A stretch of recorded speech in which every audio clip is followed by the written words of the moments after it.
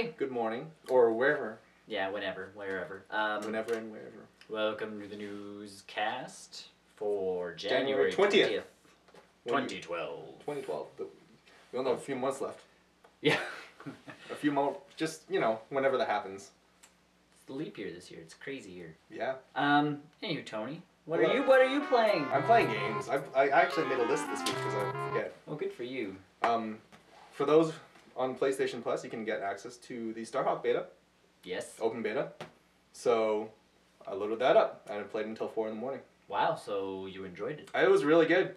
It was a lot like Warhawk. If you've played Warhawk, you've still got your flying modes, but the way to explain it is it's Starhawk or Warhawk.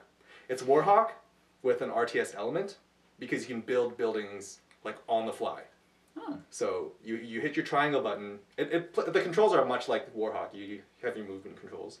When you hold triangle, you get a rotating building icon thing, and you save resources, which you can use to build walls. You can build turrets.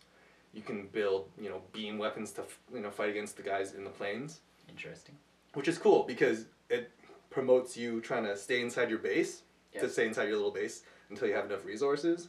And then you can start building bigger things like command outposts, which have more weapons and more shiny gadgets and stuff to use. When I played online, though, nobody realized that building a wall in the middle of the base was a good idea. Because you can't just build a wall or like build an outpost in the opponent's, spawn area, because that's kind of dumb. But you build it around where your circle of influence or whatever it is, right? Wherever your base is, that's where you can put your buildings, and that's reasonable. You can build this, a lot like the Starhawk. You have your flying planes, but you have to build the platforms which they come out of now. Oh my! So it's a lot of resource management this time around, which is kind of cool. It adds a lot of depth to the game. Because I played a lot of Warhawk and I thought it was a little bit repetitive just because of there's a plane here, but then it's not here because Jerkface jumped into the plane and flew off. Oh, Whereas now, like if you want a plane, yep, you go to it and you spend your 2 resources or 3 resource points and you can get your own. Okay. So, and it's balanced because you can only build like 3 of them in the entire map of these little spaceports. So that's a good change. The other thing is the planes now transform into mechs. So it's fun because you're flying down, you're doing your dogfight, you shoot, transform in midair, and then like you're in a mech now and you're just shooting dudes with your cannons. The driving controls are the same as before. What I've noticed is that they've nerfed a lot of the ground weapons from Warhawk. Because I remember with using the sniper rifle just across the map, just pegging people in the head. The sniper rifle doesn't look like it has enough power anymore. The assault rifle is about the same, which is kind of cool. Now this is only in multiplayer beta too, so there's no sort of single player content, but they have said that it's more storyline driven this time around. There's an actual character. I don't know, I guess they're taking a huge change from Starhawk into Warhawk into Starhawk. Just put a 2 on the end of it. But it's gone to more of a Western theme. Okay. So, your pistol's a revolver, it's still like, you still have space stuff. It's kind of like Firefly. Okay. But in actual combat. And, I don't know, I like it. I liked it. A lot of people online don't know how to build things yet. Okay. Because you can destroy buildings it's not destroying, it's reclaiming materials. So I'll build a tank thing or like a loading bay for a vehicle. I'll get in the vehicle and drive off, and I'll die for whatever reason. I'll come back and it's gone because some douche person like, oh, resource, here's another wall in the middle of the base. I'm like, well, that was a waste of, because it takes you get less when you reclaim resources. So right. It's kind of I like walls in the middle of the field. Wow. So you get your capture the flag, you get your team deathmatch, and it's just beta right now, so there's bound to be more modes coming out eventually. So is it a first-person shooter game? It's a third-person shooter. Okay. It's always been a third-person shooter. I've never played Okay, so you've never played it. I've had a little bit more experience with it. The flight controls, I don't really quite care for as much. I never did in the Starhawk games or in the Hawk games, I guess. Can they be customized though? They can be customized. You can use the gyro sensor, not gyro sensor, the 6S, and that's why I didn't like it in the first one, because it didn't feel quite. It felt very loose. Yep. When you're flying, and I don't really like that. Now there's a way you can just customize it to just using your analog sticks, right? And that works pretty well. But there's so much chaos and confusion going on already. You have to do your barrel rolls to avoid missiles, yep. And then transform down into the battlefield where if you've already taken damage, because there's those beam guns like I was talking about, those are good for anti-air things. It's good. I shall have to try it. It's free for PlayStation Plus users on the beta. I think it comes out March 8th. March. It comes out in a month starting with an M. March or May. March or May. I can't remember. I'm pretty sure March. Those are your only two options. So, soon. Or maybe February. I don't know. Maybe February. Sometime this... February. Q1 2012. Let's say that. Okay. Played Final Fantasy 13 too. The demo. Okay. Now, I understand... I've had a lot of flack from the first one, claiming that it's up in A. Or up in X, depending on which platform you play it on. 13.2, it makes it better. But it's the same thing, pretty much. The story is probably the reason you're probably going to play this game. Except that was my issue with Final Fantasy 13-1. Was, even if it was just up in A, because honestly, most of the Final Fantasy games, it's attack. Or it's your classic move. JRPG. Yes, like it's not like it's that complicated, right? Yeah.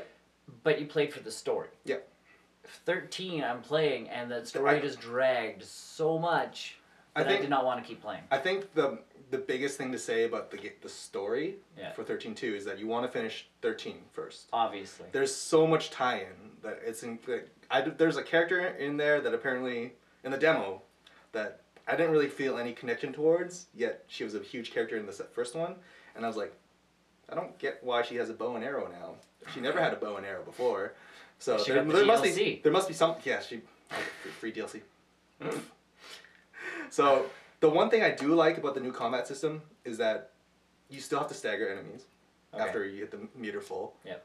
But it's far more cinematic this time around. It's much more than just like a field of characters and the camera turns around and you're fighting. Now, do you still not control your other party members? You still do not control your party members. That bugs me.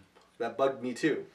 What they've done, they didn't really alleviate it, but they made it more in that direction because you can kind of capture monsters now. Oh, okay. So when you beat up a group of baddies, you have a percentile chance of getting their crystal, which you can then equip onto your team and then use that monster as part of your allies. Oh, okay. And they do a good job of different color coordination of that monster to Yep. So you can tell which you're targeting different enemies anyways. It's auto battle anyways, but it adds a different dynamic and makes it kind of like Pokemon, but not really, because you're not really actively capturing them. Yeah. Although I'm pretty sure when the full game comes out, there's probably going to be some accessories like increase capture enemy crystal chance or whatever. Yep. When you chain enough attacks together, the monster itself will get its own special attack where you need to do special button presses or whatever it is. Yep. There's a scene in the demo that I really, really liked, and it's everyone knows Final Fantasy is really good for the cutscenes. They're really, really good. What they've done for some of the cutscenes is they've added context-sensitive actions. And quick time events? It's kind of like a quick time. It is a quick time event. Yeah. But they make it into the part of the active battle system. Okay. So as you're fighting along this giant monster arm or whatever, I think it's Atlas or something. But it makes it look like a cutscene while at the same time you're still fighting. So Final Fantasy games have done that too. I don't think Square's always been pretty good at that. It's just now the graphics have caught up with the cinematics. And it looks really, really good for that. Yeah. And there was I don't know if we talked about it or not. The guys who did the Star Ocean games worked on Final Fantasy 13 too.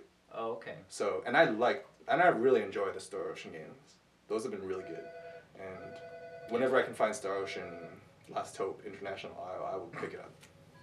Because it's really good. So That's my biggest thing about 13 is I would like to finish it because I really don't mind the up the up A. The story it drags on. But the story just like I'm sitting going. If Square knows how to drag a story on is their best trait, and oddly is their worst trait. But they used to have like I don't know epic storylines like Chrono Trigger and. They used to have such good pacing. Like even Final Fantasy VI had really good pacing. Like 7 wasn't too bad either. And I liked 8. I liked 8's storyline. I didn't like 8 just because it was all like these guys all knew each other when spoilers. These guys all knew each other in the beginning because it's like they lost their memories or they had a traumatic childhood experience or something like that. Yeah. Or like I can't shoot a guy because I killed a kid or whatever. No, I liked 8. 8 was good. I didn't like the pacing wise. I liked it. But yeah, I don't know. There's just a lot of pacing problems nowadays because they're trying to drag it's like there's 18 bajillion hours of gameplay and it's that doesn't help me when I just want to enjoy your story. I'm like if it's gonna kill your story, I don't care. Like I still want a game to last me more than a weekend. Although I will say the UI though for 13.2 looks really really pretty. That's good. That's something that the Square guys. Oh yeah, they make everything look gorgeous. Like the UI, when characters need to talk, they talk. Yep. What I really liked is because you remember how did they do that in 13 where your party members would follow you? I don't remember if they did that. Yeah, I believe they did. Okay. Well, in 13.2 they still do that. Yeah. And it's just the one guy. But when you're in a town or some sort of place with NPCs and you're talking to somebody, he'll actually wander off. Oh, that's nice. And he'll actually have a conversation with someone. So which is good. It looks really cool like that. Yep. And the Mog will still follow you around because apparently it's your. And that's another thing which I should probably finish 13 for. She was given a Mog by the main character. Sarah was given a Mog by someone in 13. Sweet. I really have to finish 13. Her sister or something. Maybe I'll finish 13. Yeah. Maybe I will trudge through. No, you won't. Maybe I will. Try. Do your danged. We'll do a quick, not a quick clip, but we'll do a. We should do a bottom of the barrel thing for 13, just so we can play through. The thing is, it's not bad. It's not horrid. That's the thing about it. It's not bad. It's just boring. That'll get us through it. Okay, maybe that's a good idea. That's like the only way we're ever gonna make it through 13 is if we actually film ourselves doing it. That's a very good idea. And then one more game, as we reported a couple weeks back, maybe even last week. Demos on the 3DS. The first one hit the store yesterday, which is the Resident Evil Revelations demo. Yeah. And I know you haven't. Speaking of which, have you played Resident Evil before? Or 6 or 5? 5, yes. Spoilers. 6, 5. Have you played 5? I played 5. Okay, so have you played the ones before that, like 4? Oh, I played them all. Okay. So I really like this demo. I really like this demo. This Revelations is a really really good game because it combines the really good action aspects from 4 and 5 with the survival horror parts from 1, 2, and 3. Thank God.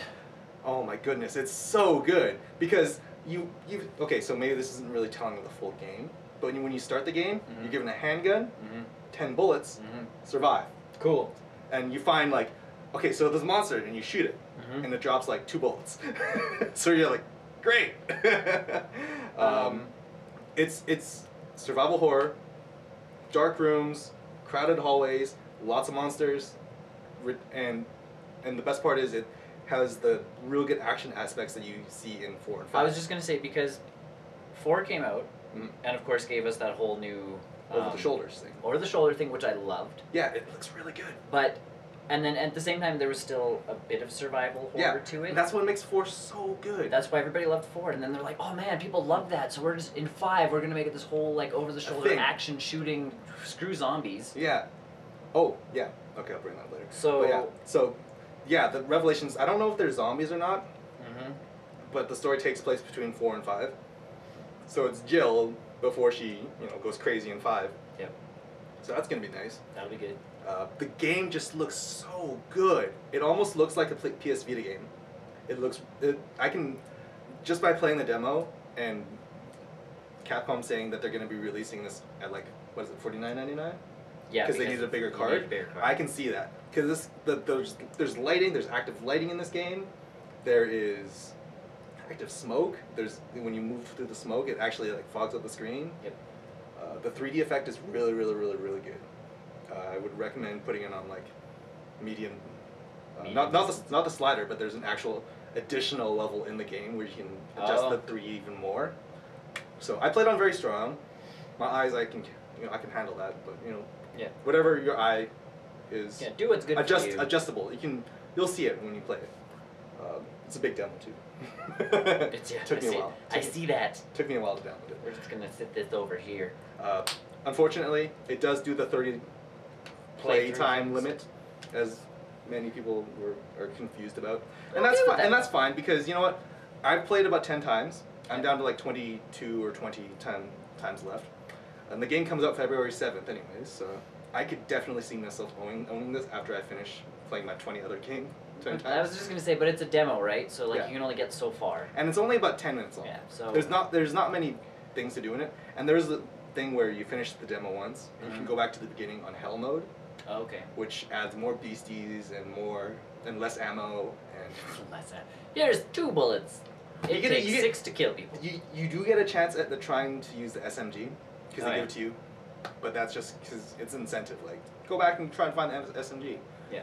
So I really like the scanner part of it, which helps a lot because, as you know, in Resident Evil games, you're always looking for items. Yep. And the scanner just pretty much helps you look for items when you pull things around. Cool. It'll help you find bullets in the ground, and it also has I think it's more of an RPG aspect as well because there's a percentage meter that it fills up every time you scan something. Oh, okay. But the game isn't really clear on how that works. Well, especially especially in the demo. Yeah. But I assume that it'll improve its radius or improve its strength or something like that when you fill up 100%. So that's cool. Mm-hmm. The demo also has Circle Pad Pro support, if you have it, which you don't. None of us have it, but it's in there. Yep. And I've seen people use it. Yep. Like on the YouTube, and from what I've seen, it just makes it the game how you would play with two analog sticks. So, and maybe the game will come with the Circle Pad Pro thing. Who knows? I've kind of heard so rumor on that one. So. And I'm really excited because there's an additional, what do they call it? A rush mode or some sort of multiplayer mode, where you do some co-op story missions, not based off the game, but actually I don't know if it's going to be based off the game or not. But there's multiplayer in it, which is going to be really good because the shooting mechanics works just so well, and there is strafing while you shoot. Oh wow! In this game, and like I said, it works really good without the Circle Pad Pro. Yep. So I don't see myself needing it if I get it, which very likely. Great game, go get it. It's free. You can play it 30 more times. You can play it 30 times. So, Xavi is a British. Yeah. British people. They're special. There's apparently a bundle though. Click it. With the Circle Pad. Check. 3. We're doing some live checking of stuff. Live checking. Xavi. Because for me, the Circle Pad Pro. Europe. And also, look for more 3DS demos soon. Yes. I know the Metal Gear's on there, set to be released. There's a few of my other ones too. I can't really remember what they are. Rayman Origins. I think that's it. Metal Gear and Rayman. Oh, and Sonic. Link's Awakening. You can play one dungeon. Oh. Is it 30 times? Probably. That's... Okay, yeah, whatever. It's one dungeon. I was gonna say, I really don't mind the 30 times thing. For me, a demo is a demo. Like, once honestly, I play the demo, I haven't played a demo. There's only like 2 demos I've played more than maybe 10 times. Yeah. It doesn't look like it's hard to say. Yeah, so in the U.S. In the U.S. never gets anything special anymore. In the Europe, they're doing a bundle with the Circle Pad, so hopefully they'll do something like that. So you're there. If you're watching this, you can totally put money down on it, which I recommend. Yeah, because I mean, if you're gonna get a Circle Pad, then you're gonna get a Circle Pad. So. And it's honestly not just for Resident Evil. No, it's gonna be for a whole whack load of games. The Kid Icarus. Kid Icarus. With your stand. With your other stand. Wow, there's more.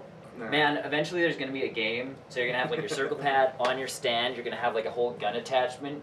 Does it come with a Nintendo fully represented? It's gonna be like a Super Scope, like that size, with your 3DS. I want a Super Scope.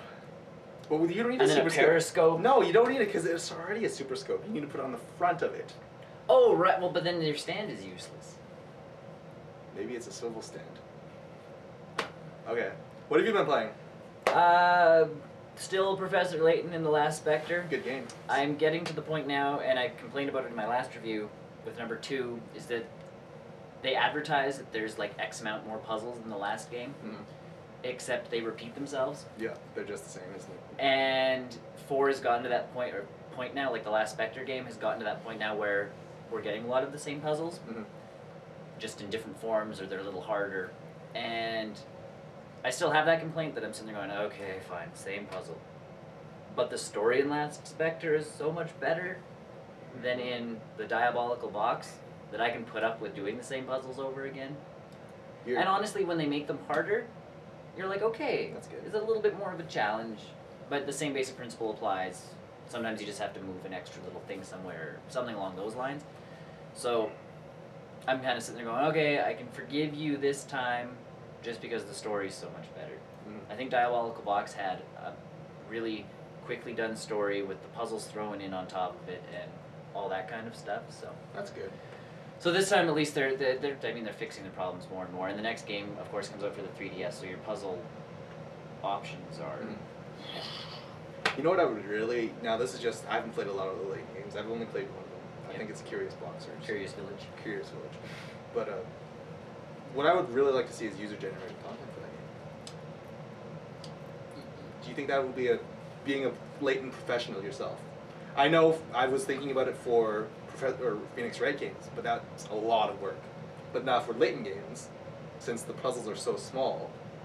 It depends, because some of the puzzles actually involve you taking pieces, moving them, rotating them, doing that kind of stuff. Now, do you think it's possible for a future one? It's hard to say, because and then some of them even involve, like, here's the picture. I think, honestly, if you could... I mean, obviously the puzzles have to go through some sort of screening process. They have a weekly download thing on all of them, where there's extra puzzles every week for a set amount of weeks, but they're already built into the game cartridge. So it's just to go online and unlock? Yes. Yeah. Oh. But I could see that, like, if someone actually had riddles and that kind of stuff, that they could just word-based problem-solving stuff, I could see that happening. Like, type it all out on your 3DS, or on your DS, or, like, DSi or 3DS, and submit it to Nintendo. Yeah. And then they could throw it in as, like, downloadable content. And I mean, that would cost them hiring one guy to look over the puzzles.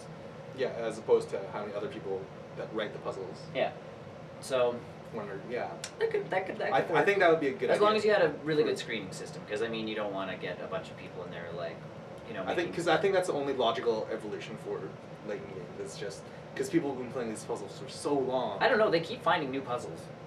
Well, that's true. Like, a lot of new puzzles, which always... But it's always more of a lateral change, right? So, like, just more puzzles, more harder. You always want that upwards growth. But I mean, they keep doing it, and I mean, the story keeps getting better and better and better. Ultimately, I think their goal is to generate some kind of, like, a program which automatically just makes puzzles. Well, see, and the other part with their puzzles now, like I said in my review of the last game, was... They want them to fit more into the storyline. Yeah. So, like, this one you're in a village with canals and all that stuff, so someone's like, oh my eye, I saw fish the other day in this canal. That makes me think of something. And then you get a puzzle about fish. Okay. Or you'll get a story, like, someone will be like, I was walking through town the other day and saw some apples rolling down a hill. That makes me think of a puzzle. And you're like, and apparently everybody in the United Kingdom loves puzzles, because that's every time Layton goes somewhere, it's... They do like puzzles. Everybody loves puzzles, though. Because even, there's one point in this game now that I'm playing, because you have an assistant in this game, like not just Luke, your apprentice, but you actually have an assistant. So at one point, you're like, we need these files from Scotland Yard. And she's like, I'll go back to London and get them. You guys keep, like... So you actually go to London, and there's, some extra puzzles, storyline there. And she comes back, and then you play as Luke and Layton, and you do your thing, and then you meet up.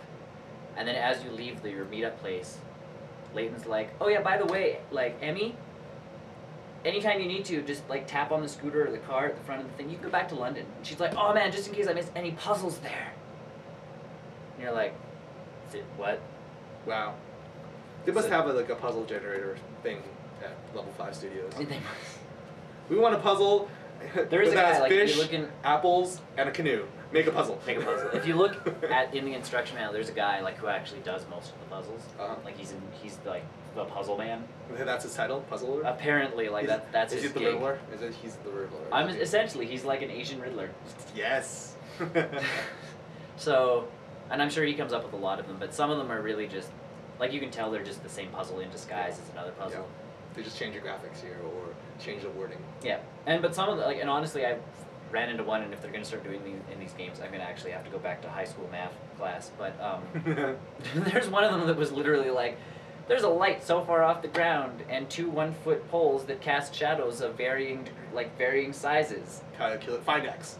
How tall, how far off the ground is the light? And I'm like, well, okay, this is a triangle and this is the triangle. Did you ever bust out a notepad for this game? They have a memo in the game. Oh, that's useful. Like there's a memo pad in the game for every puzzle. Thank God. Do you have to show your work? Well, no. Oh, good, thank God. And the hint system, of course, makes me laugh because there was that comic we saw a while ago where it was like, hint coin! You should look at it from a different perspective. So that's always your first clue most of the time. Is literally... Oh, that's so... Sometimes they're useful and sometimes they're riddles in and of themselves. So when they tell you to look at it from a different perspective, you literally, like, have to think of the object that they're showing you from a different perspective. I think a lot of those improvements get reflected in the 3D version. And then the 3D version is going to have weird puzzles in it. But then the second one for this puzzle was like, okay, because the first one was literally like, there's triangles and you have to figure out the triangles. And I'm like, I realized that. I don't remember how to do that. I just had a revelation about the 3DS version, whenever it comes out here. They have access to a gyronomascope. They have, that's what I mean, there's like a ton of different things you literally can look at a different perspective. You gotta move the system. Oh god. So, so this game, so I'm like, okay, hint number 2, and then it's like, okay, obviously, because you should know this. Duh. X equals, Y, this, that, and I'm like, that does not help me. I don't remember how to do any of this. It goes from puzzles to actual questions. Because puzzles are supposed to make you feel smart at the end. I hit number 3, hint number 3, and it goes, okay, so then Y equals X, times this or whatever. So if you put both of those together, you should be able to figure this out. And I'm like, so then in one of the games they added S hints, like your special hint, which is your last ditch effort in hopefully figuring this out. So you hit it on this one, and it's like, here's the equation we put together for you. The answer's 4. So I back it up, I'm like, answer the question, 4, submit, you're right! And I'm like... I used enough coins. Yeah, I used 4 of my, 150 hint coins. Congrats. Thanks. You got them out of me, you stupid game. That's just gonna get worse. And the one problem I had with that one was a lot of times they kind of show, they show you the work after, this is how you would have figured it out. That's all right then. Which makes me laugh, because most of the time you've figured it out. So you're like, I've already got that. This one, it's like, I'm sitting there going, okay, how do I do that with triangles again? Show me the work. Do you actually have to do sine, cosine, and tan? No, there was none of that. I will revel in the day that the Layton games come out with a built-in calculator. Yeah, a calculator or some sort of a graphing thing where it's put in these coordinates into the graph and return. Yeah. I don't want a science lesson. So that's why I'm really looking forward to the 3D one, because I think there's a lot more puzzles that they can do. That aren't numbery. And what'll make me happy is there'll still be, one of the puzzles I just did was, here's an apartment building. How many rooms are in this apartment if every room has 2 windows? So you have to account for corners, right? So a corner room would obviously have these 2 windows, right? But then you can't see the back side of the hotel. But the place, but obviously it's built the same way as the rest of the. Oh. So, a normal if you sit there and just count windows, yeah, and divide by 2, you'll get 20. When really you want to get 40 because you have to compensate for the sides of the building that you can't see. So I hope they still do those kind of puzzles in the 3D version. They're just more complex. They're not just here's the building that you can just rotate and start counting all the windows. Because a lot of them have to do with perspective, the fact that you can't rotate stuff. So I hope they kind of do a mix, and I'm sure they will, but do a mix of all of those. So here's some just flat-based, there's no 3D involved puzzles. And then here's here's a Rubik's Cube, go at it. Or you have to rotate the 3DS in order to get the right image. Yeah. Or like rotate it, so like replicate this image from these little squares. Yeah. Like they do in like the Wii Remote game from Skyward Sword with the boss key thing. Yeah. That would be good. That would be cool. Like that kind of stuff. Yeah, totally I'm into. So so Layton I've been playing, and then I downloaded, because apparently this is the week of demos, I downloaded the demo for Kingdom of Amalur Reckoning. Yes, it's a big game. So it's a very big game. Written by R.A. Salvatore, who does the Legend of Drizzt series for the Forgotten Realms stuff. He's an amazing guy. You have Todd McFarlane, doing the art, who did the art for the game. So all of your armor, all of the character design, like all of that is Todd McFarlane doing fantasy type stuff, which is that's probably his best work, I think. I don't know, like I really like his Spawn stuff. I dig Spawn and I dig like his run on Spider-Man that he did. But yeah, his fantasy stuff, because you see it every once in a while. Yeah. And the early trailers that they showed for Kingdom of Amalur kind of worried me, because he was bringing a little bit too much Spawn into this fantasy realm. But he's gone back from there, and I think that has to do a lot with the storyline that's happening too. Is like a troll appears, not some weird like Pokemon reject that got sent into the Spawn world and then appeared here. Because that's what the first trailer kind of looked like, was Digimon? This weird demon thing that looked partially Pokemon-ish, and I'm like, but spawned up like Todd McFarlane, so it was like a scary Pokemon, and I'm like, realistic Pokemon, not Todd McFarlane Pokemon. Yeah, so I was kind of wearisome, and then you play this game, and all of a sudden you see like halflings, as halflings, but they're old and crotchety, not old, but some of them are just like, I hate life, and you're like, like a real halfling. Yeah, they're not just like, we're, hobbit type folk who are happy all the time. They're in the middle of a war, they realize this, they're like, That's cool. And then, right off the bat, your character dies. Oh. That's comforting. So that you actually open up character creation and stuff, with you on a slab underneath a blanket. Oh. So you're covered up, and this guy's got a checklist, and he's supposed to be like, okay, this guy was... So he looks under the thing, and you go to your character creation, you can pick out of 4 races. Mm-hmm. They all have their bonuses to, magic, or lock picking, or... Speed, or whatever it is. Just your regular stat-based stuff. Yeah. Which, at that point in the game, is kind of... They're not super important skills. Mm-hmm. Like, it's not like you're sitting there going, okay, if I'm going to be a magic user, I gotta pick this guy. It's kind of like, I think I'm probably going to do a lot of lock picking. I shall pick you. Mm-hmm. And if you really don't care, you can go straight off looks, because they all look a little different. Mm-hmm. Like, there's 2 kind of elf races, and there's 2 human-y races. Mm-hmm. So, and then once you do that, there's preset faces, and then you can actually customize the faces, and not, like, super customized, but, eye color, face shape, is there, facial hair color, piercings, tattoos. Is there a lot of flavor text for the different races, too? Oh, yeah. So do you find that there's a lot of, like, Forgotten Realms flavoring in them? Like, this is a half-elf, and then it's kind of like how it's described in, like, D&D books, or, even in the D&D game. Not so much in the demo, but I'm sure there's going to be stuff, because there are notes and stuff that you find and pick up, like, that you can actually read on lore, because Salvatore... Because this isn't Forgotten Realms, this isn't Dungeons & Dragons or anything. This is his own world that he has now created for this game. Okay, so it's completely not attached to anything, but he's made a history. Like, this war has been going on for 10 years, and he's got everything written for it. Mm-hmm. Like, that's the thing. Like, he hasn't just been like, here is a fun story. He's like, here is a fun story set against this. Mm-hmm. So you're like, okay. But yeah, you go through character creation, then you pick a god. And you can actually pick that you have no god. You can be an atheist, and you get an experience bonus instead of a bonus to, like... Religion? Well... Or evil or good, or whatever. It's not even evil or good. Like, I pick mischief, just because I think if I were to... Lockpick? And I forgot what the bonuses were for, but they're really baby bonuses, and it's actually flavor text later. Okay. Like, if you believe in a certain god, you actually get flavor text, or if you go to certain shrines, you can get different power-ups from those gods. So I picked Mischief, just because that's me. And it gives you, like, a baby little bonus, but it adds flavor text again. And then you get shoved down a hole, and then you wake up on a bunch of dead bodies. And the action starts, and it's hack and slash. You have one button to use your weapon. Yeah. And then you have a secondary weapon. So you can actually equip, like, if you want to equip a longsword and daggers, those can be your weapons.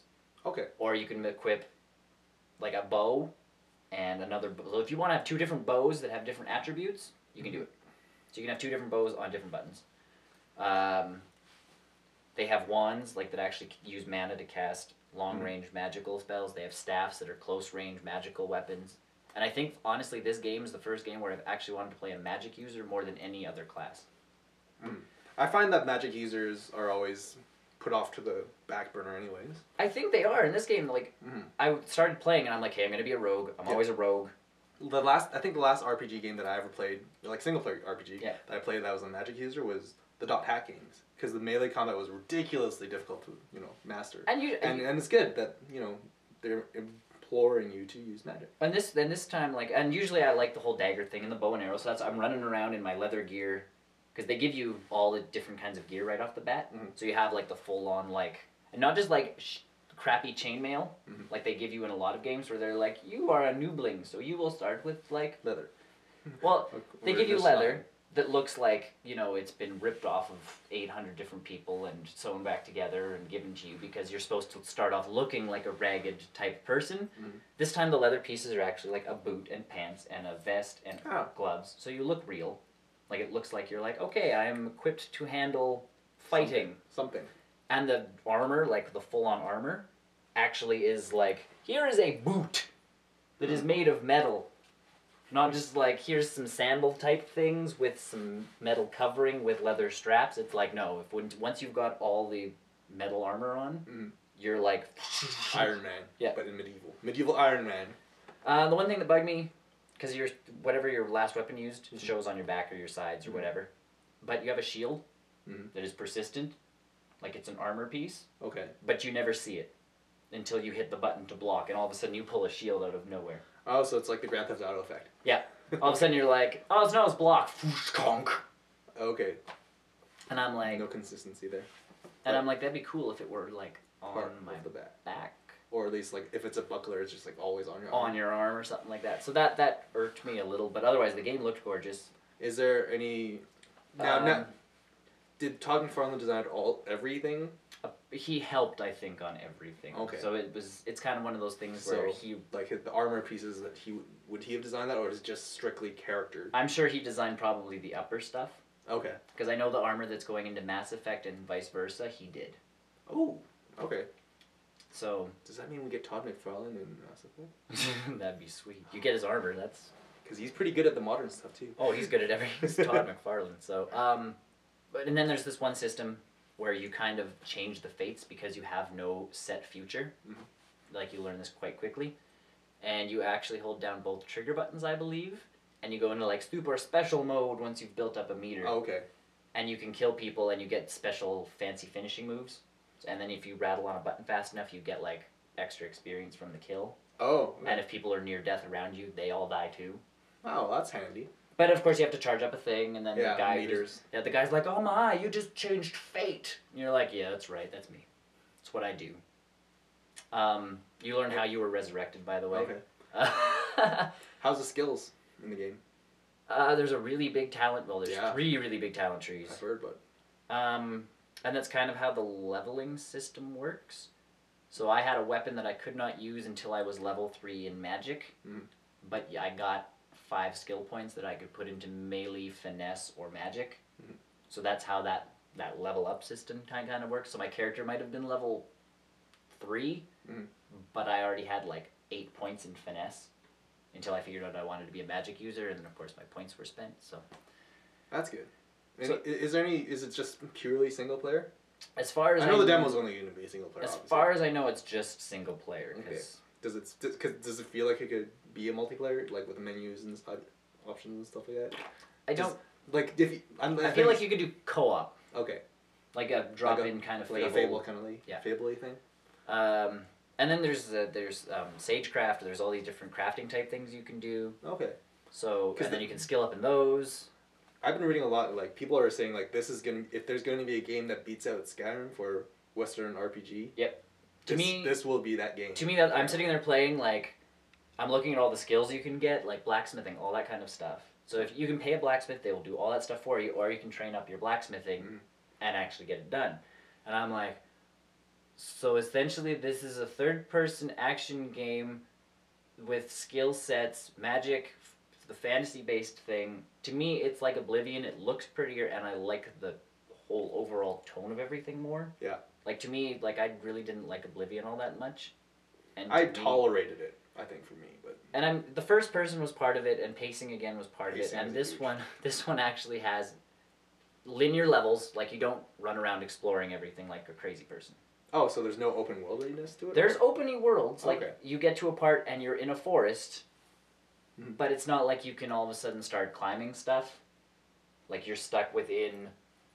Here is the forest. It is quite large and it is abundant, and there are lots of bad guys in it. Mhm.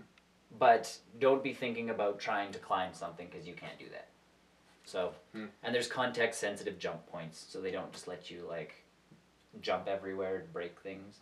Yeah, that was in the 13.2 demo too. You could jump, but it didn't really help. Certain places, like this when you get to a place and they're like, you can jump here, and you're like, thank you. So it takes you 8 hours to climb up a place, but 2 seconds to jump down. Oh. So once you've like completed like real life, I think. So once you've completed a quest, they're kind of like, hey, we don't want to make you trudge all the way back this way, and of course this is just a demo. When does the game come out? Next month. That's soon. Like soon. They've been working on. I've been reading about this game for a long time. Like, soon as I found out Salvatore. When was 2008? 4 years ago. Yeah, that's when or maybe 2009 then, because that's when I heard about this game being made. Because I knew some of the people that worked at 38 Studios. Yeah. 38 Studios, and they're like, yeah, we're making this game. The baseball guy's involved with it, or some baseball guy. They're like, all right, Salvatore's behind it. I'm like, ooh, cool. So they've been writing on it for a long time. They've been working on it. I'm super excited for it. I'm excited. And of course, you can buy like a free version of it. There's like a jillion versions of it on the Mythic store. Is it Mythic? I don't know. No, it's not Mythic. But either way, if you get the demo, you get a bunch of you get items, and you get Mass Effect 3 items. So yeah. And then if you get the Mass Effect 3 demo on Valentine's Day coming up, then you get extra stuff for your Kingdom of Amalur game, and I'm like... see, I'm conflicted now. Because I'm getting Mass Effect 3 on the PC. Right. Which I need to put money down on. I'm so lazy on it. So I'm going to try and download the... Now, do you have to finish the demo for the items? You have to finish the demo for one item, but as soon as you more... download the demo and start it up and everything, you unlock items. Oh, okay. They're like, congrats, you unlocked this and this and this and this and this. And I'm like... Yeah, okay. So that means I'm going to have to play the game on both PC and the PS3. There you go. The demos of both. So I'm going to have to... And mine, I hope I don't have to, like, go off my save. Why? Because with the last 10 minutes left, I pretty much obliterated everybody in the little town that you end up in. Oh. Because I wanted to see what would happen. They throw you in jail. Like, I finally gave up. I'm like, okay, fine, just throw me in jail. And then I get into jail, and they're like, you have a new quest. And I'm like, really? And they're like, yeah, you can serve your sentence or you can escape. And I'm like, escape it shall be. You're lockpicking, right? I had a key because I killed a guard. Oh. So I had a prison key, so I just opened my door. They're not very good at searching your body. No, I had all my weapons still, too. Like, I didn't even have to go to a chest to get my weapons. Because I'm like, well, if I get out, then I have to sneak past guards. That would be fun. I got out, and all of a sudden the guards came after me, and I'm like, twang, super arrows, except the guards were really high level. So they hit pretty hard, but I ran really quick. Like, I ran out of the prison really quick. So you're kind of holding your pants up going, oh, don't kill me. Yeah. And the other thing is, and I'm not sure how the death is going to work in the game, but in the demo when you die, all you have to do is press, press the button to, like, reincarnate yourself, and you come back and there's no penalties. Oh. But I'm pretty sure that's just for the demo. That sounds like a demo thing. Sounds like something they would have released for, like, E3 for people to kind of get along with. Because I'm sitting there going, like, I died, and I'm like, oh, man, well, that was a good demo. But, of course, there's no places to save in the demo. Mm-hmm. So I'm not sure if there's auto-saves or whatever, but there's no place to actually save. Mm. So it's like, you died. I'm guessing it'll just... Would you like to reincarnate? So I'm like, okay, reincarnate, and all of a sudden I pop back up, like, right where I was. All the bad guys still had half their health left, and I'm like, this seems cheap. Mm-hmm. So I'm assuming that will change. That's what I wanted to ask you. Is the unlock stuff, is it unlocked with your EA Origins account? I would assume so, but it Okay. doesn't say anything to that Okay. effect. And of course, my Xbox just automatically logs me into the EA servers. So. Because if it just does Origins, I can just download the PS3 game and get You the can unlocks check. for my PC version. We can of check. Mass Effect. But either way, it's a really cool game. It's looking really cool. It looks like there's going to be a ton of content. Yeah, for it seems like a lot of content, a lot of depth. The level, yeah, I was gonna say just the depth and the leveling systems and all that kind They've of thought stuff. about this 3 game a lot. Yeah, there's been a lot of thinking, and it's not like overly convoluted. No. Like RPG people will really like this game because it's not one of those ones where they've simplified certain parts. Mm-hmm. Like there's no strength, there's no. Oh. Like you don't have to upgrade your stats. Oh, it's just basically weapon. It's down to weapon item stats, right? Your weapon item stats, and then of course your talents. Okay. So like if you're gonna go melee, like hardcore, I'm going to be a tank that just runs through stuff with a giant sword. Mm-hmm. You put all of your talents into that. Okay. So, but then you can mix it up, so you can actually be like the tank who uses magic. Oh, okay. And you'll get bonuses for that too. So it sounds like they're taking a page out of the Skyrim book then too. Yeah, and then the armor pieces are literally feet, legs, chest, hands, head, 2 ring slots, and if you wear robes, you don't wear pants. Oh, okay. So robes obviously increase magical power, but they give like the one robe you get No defense. yeah, but the pants. So like if you had a pant and a shirt type thing, let's say your defense was now 20, and you got 5% from this and 5% for that for critical damage increase. When you put on the magic thing, because you don't get pants, they just give you 10% to mana regen or something like that. Okay, so it's less. fairly balanced. Yeah, so it's not like if you put robes on, you're really lacking. It's just that if you put robes on, pretend you're putting a top and a bottom on that support magic. Okay. But then, of course, you can put gloves on that support ranged weapon power. Okay.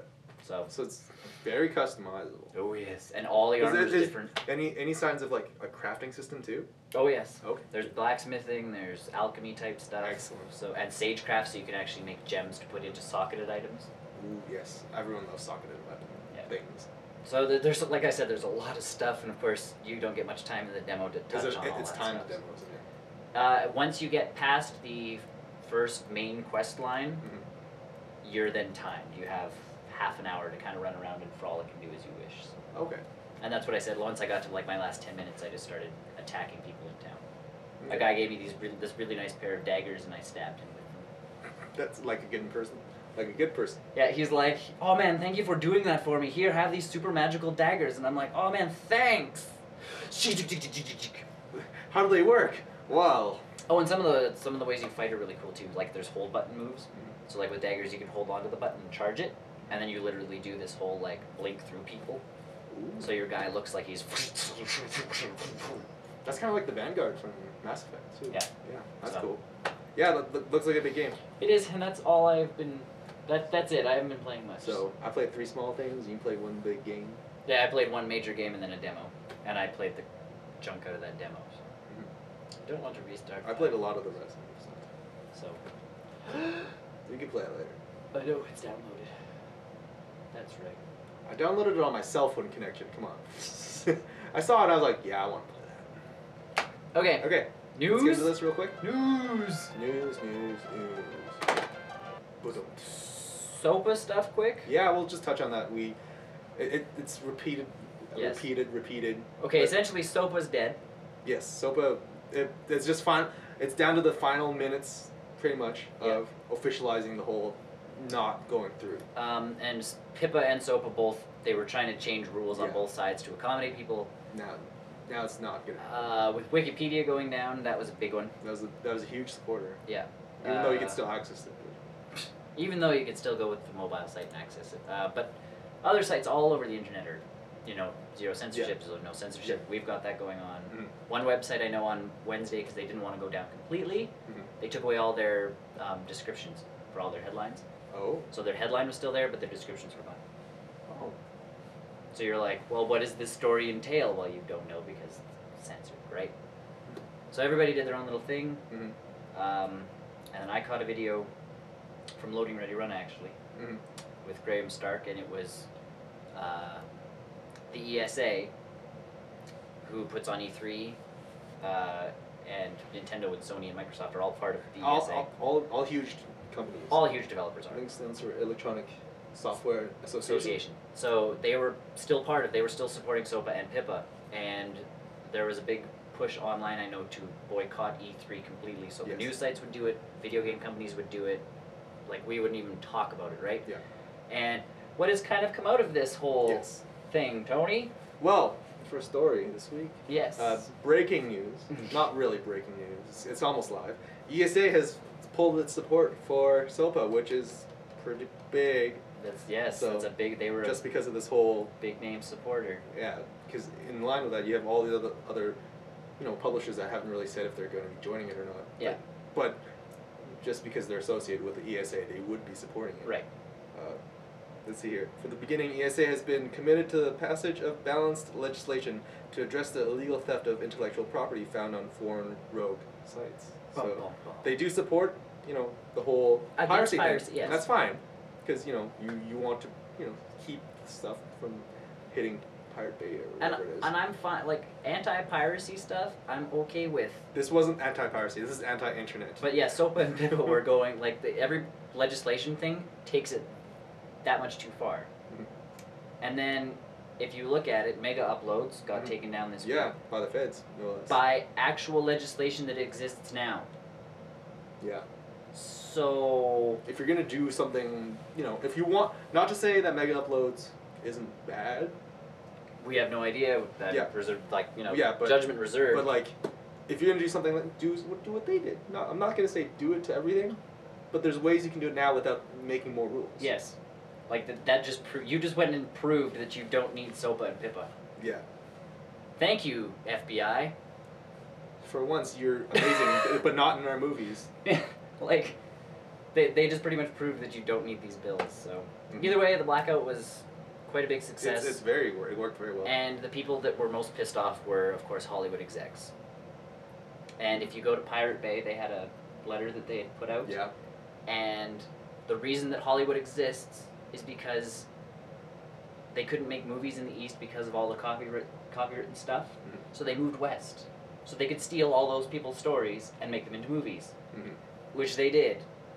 So now, essentially, they're fighting people from stealing stories that they stole. Yeah, because if it had passed, movies would be kind of bland. Yeah. You wouldn't be able to make a Resident Evil trailer with multiple weird Sony-related things that might not be related to Sony. And yeah, that's all of a sudden you really have to start watching what you put in your television shows, or anything. Yeah. You pretty much have to hire more staff, or tell your current staff to be like, watch that. They won't. Yeah. They wouldn't. So. Yeah, so big day for ESA. Yes, wow, that was. Yeah, and ESA, good on them. Good on them. They finally realized it.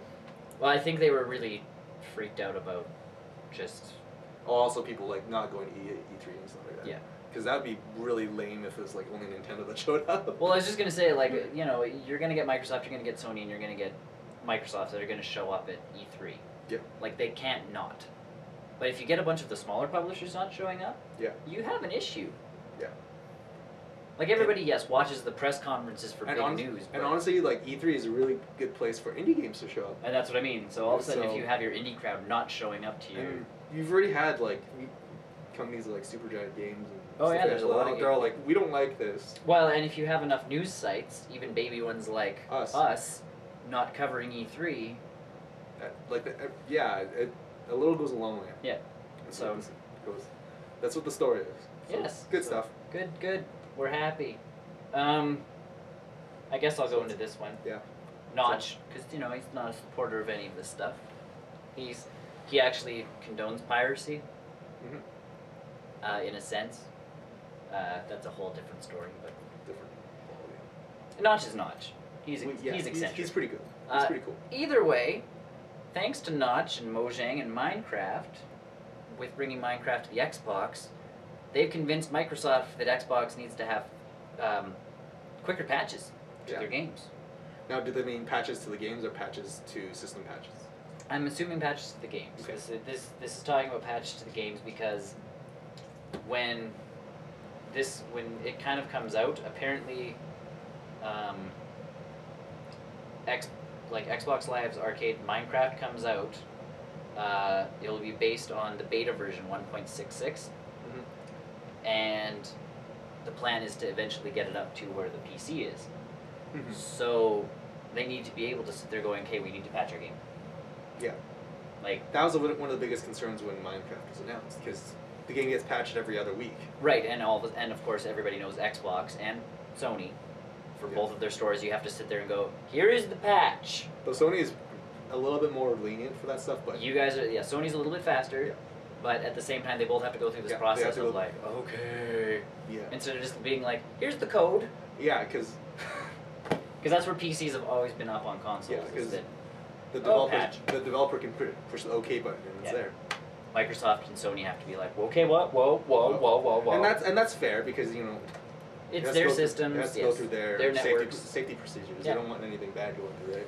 But this is good news for just consoles, I guess, in general, because you know that, competition's going to try and keep up. It's good for, user-generated content, too. Yeah, so hopefully we'll be able to see faster stuff rolling out on consoles. Well, look at Skyrim. It's taken how long for those patches to come out? Yeah, but it's coming out. It's coming out slowly, but they have announced that the user-generated content stuff is coming out this month. Yeah. End of this month. So look forward to that for the PC guys. That's that for the PC, because of course Skyrim gets the PC patch and then the PlayStation one and the Xbox one, it's like it's gonna take some time. Yeah. If it doesn't like the game, it's taking some time. The game, the patch is done. Xbox has it. We're just waiting on them. Yeah. So then you're waiting on Microsoft. So if Microsoft streamlines that process a bit more, I think that'll help. So, yay Notch! Yeah, because thank you again. Yes. For everything great that you do. Push. For everything great that you do for this gaming community. With your baby little game called Minecraft. Yay. Okay. So, earlier yesterday, or maybe mid-yesterday, Capcom held a giant Resident Evil thing, a Resident Evil show, which is the reason why we got the Resident Evil Revelations demo before everything else. Yep. But they announced finally Resident Evil 6, which is, it seems to be like the week of Resident Evil. Yeah. So, but Resident Evil 6 is a big news because, other than just being another number in the franchise. Which I didn't think was going to happen. Yes. Wasn't sure if, because, with the ending of 5. Yep. Whatever. I'm not going to talk about that. Nope. Whatever. It's actually really big because this is the biggest step that they're pushing forward while keeping it in a horror series as well. Because it'll be the first game that Leon S. Kennedy and Chris Redfield are going to be in the same game at the same time. The two best characters in Resident Evil, honestly, in the same screen. And Ashley's going to be there too, as like a support character, a playable character, I think maybe. Interesting. Some sort of cooperative multiplayer thing. She's going to be in there too. So. Well, see, your other big name character from the Resident Evil franchise, Jill Valentine, is going to be on the 3DS game. So all of our shining stars are getting. Everyone's getting, worthy screen time here. Some of the big things from the trailer is that they are going towards a more of a Gears of War action thing where there's cover mechanics and they're shooting over the ledges. That's cool, but they're saying that it's going to be split up. So Chris Redfield, for example, I don't know if this is going to be true, but Chris Redfield will have the action sequences where Leon S. Kennedy will have the more of the traditional horror survival stuff. Huh. Because there's people have already dissected the heck out of this trailer to see what's in it. Yeah. And as a lot of the rumors have shown, it's going to be taking place in Hong Kong or some sort of Asia. Who knows? They're all the same. Yeah, Asia of some Shanghai, I think, maybe, whatever. It's some sort of Asian country. Little Asia, big because Asia. of the whole viral marketing campaign earlier last week. They've shown real zombies in the trailer, full T-virus zombies. Yeah. None of this whole Ouroboros thing. Gets me really excited because slow zombies is how Resident Evil should start. be. It should be it, and then it should have other things too. Agreed. So I do like the fast zombie stuff. That's cool, but it's nice to see them going back to the roots. And see, I think, and that was the thing with the new engine was all of a sudden they're like, well, you have this new camera angle, so the slow zombies are literally just like bang, bang, bang, and I'm like, but then put 30 of them. Yeah, put more. There's this issue is easily solved, guys. Add more zombies. Exactly, right? Because that's what in Resident Evil 4, you go into a village and all of a sudden you have a swarm of them coming up, and you're like, okay, one incendiary grenade, kaboosh. There's still 10 left. okay, take you out with some shotgun, And that's the rest of my shotgun bullets, and the rest of you get pistoled. Yeah, and that's what I really liked about the Revelations demo, which I talked about earlier. Yeah. So, this game has actually been in development for 2 years. Oh. They've hidden it pretty well. They have, because the last Resident Evil game came out 4 something years ago. I don't know, but the last Resident Evil game, even Capcom was going, we're rebooting the series after 5. Like, yeah. And quite honestly, from the trailer, it does look like a reboot. And I really, because there's a lot of sequences where, when you're playing the first Resident Evil, or Resident Evil 2 with Raccoon City, you never really saw a lot of the population. Oh no. The crazy wild crowds. In this one, because the bioterror, whatever, is happening in, let's say, Shanghai. You actually see like there's a lot of like innocent bystanders that are around. Like you gotta push on the side, and like while you're shooting monsters coming out of windows and stuff like that, which is gonna look really neat. And it looks quite bright and quite shiny, as most of these are. I'm very excited for Resident Evil 6. November 20th this year. I'm stoked because it sounds like they've actually realized that Resident Evil is not a action game first. Yeah, it's a survival horror game. It's a survival horror game. So and they lost that in 5. They really did. Like as much fun as I had with 5, it was not a Resident Evil game. Yeah, I totally agree. It was all about what's that word called again? Not fan fiction, obviously, but they're pleasing the fans. Yes. Is what I was talking about. But they really weren't, because a lot of the fans didn't want it because it wasn't a survival horror game. Agreed. They did put the amount of Wesker that people wanted. They wanted what they wanted Wesker back, and they did that. And that's cool. So, yeah. Interesting. I'm very excited. They've already announced a lot of launch details about it. Well, like, pre-order bonuses and that. Not that I'm gonna be worried about that stuff anyway. No, I'm not that big a fan. I enjoy the horror stuff. So. Yeah. Any quiz? I don't know where to go next. We'll go here. BioShock Infinite, as we know, is coming out. Eventually. Hopefully later than sooner.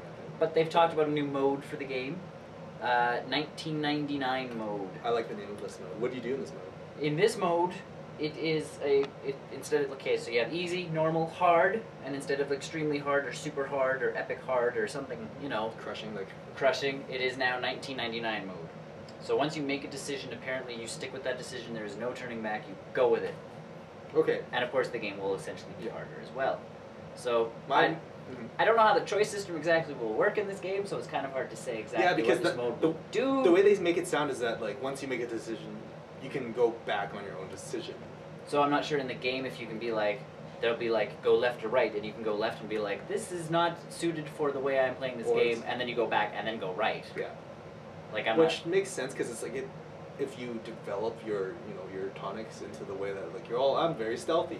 Yeah. And this is all about shooting dudes, that's not good. So then you can go back. But 1999 mode, once you've kind of gone down a path, and you're like, oh man, this is a lot of shooting stuff, there's no turning back, you have to figure out a way around it, so. That's pretty telling of the rest of the game. So you get an idea of what the rest of the game's going to be like as well. So, but at least they're naming it differently. And I really like the name of it. I think a lot of games should really. There's no reason for the name, by the way. It's just they're not saying anything. But I think a lot of games should maybe they're saying it takes place in 1999. Maybe there should be a lot more modes like this in games with choices. Mm-hmm.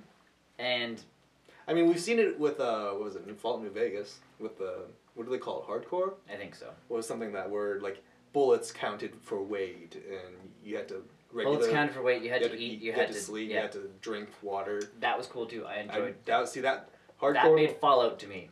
That seems like a real, survival horror thing. Fallout's about surviving in a wasteland. Not with a giant backpack of rockets. Yeah. Rocket weighs 8 tons. You can only carry 1. Really? I can still carry it? You can carry 1. And be over encumbered. Yeah. So, I don't know. That it sounds like a cool mode, and that kind of stuff. So, you have to be a little bit bigger, dog. That way, people can see that I'm actually petting you. No, you never know. But yeah, so that's cool, and at least very exciting. Yeah, and once we know more about the choice system in the game, obviously, And honestly, that'll the tell us game's. more. I'd be totally okay if that game came out in 2013. Honestly, like. I still have to play the first BioShock, so. You haven't played the first BioShock? I got into it and I really didn't like it all that much, so I stopped playing it. Oh, okay. So, I think the one that you shouldn't be playing is 2. I would not play 2. Don't play 2. I still have to play 1. I didn't One really. is.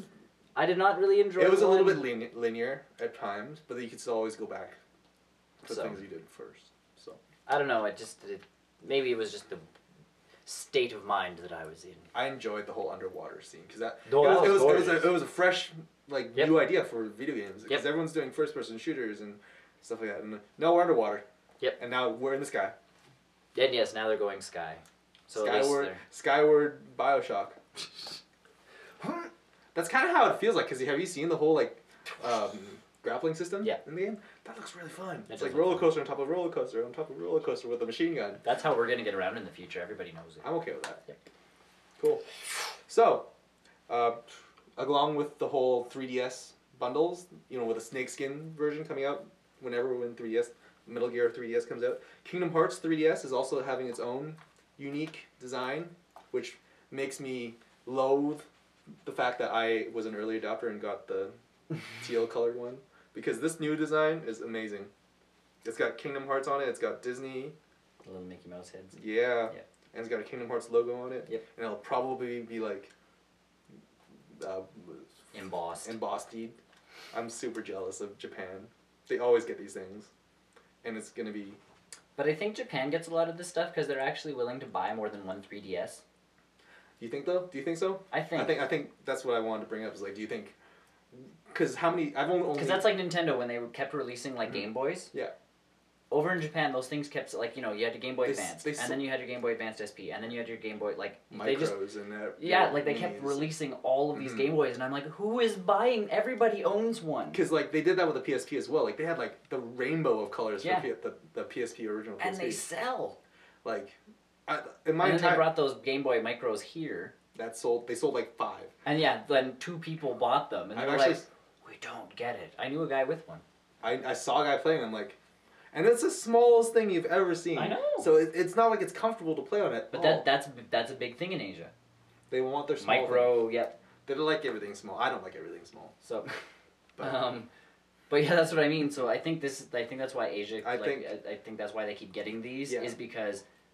Do you think maybe they just break everything? I don't know. Because last time I bought a new PSP was because I broke my original PSP. And that makes sense.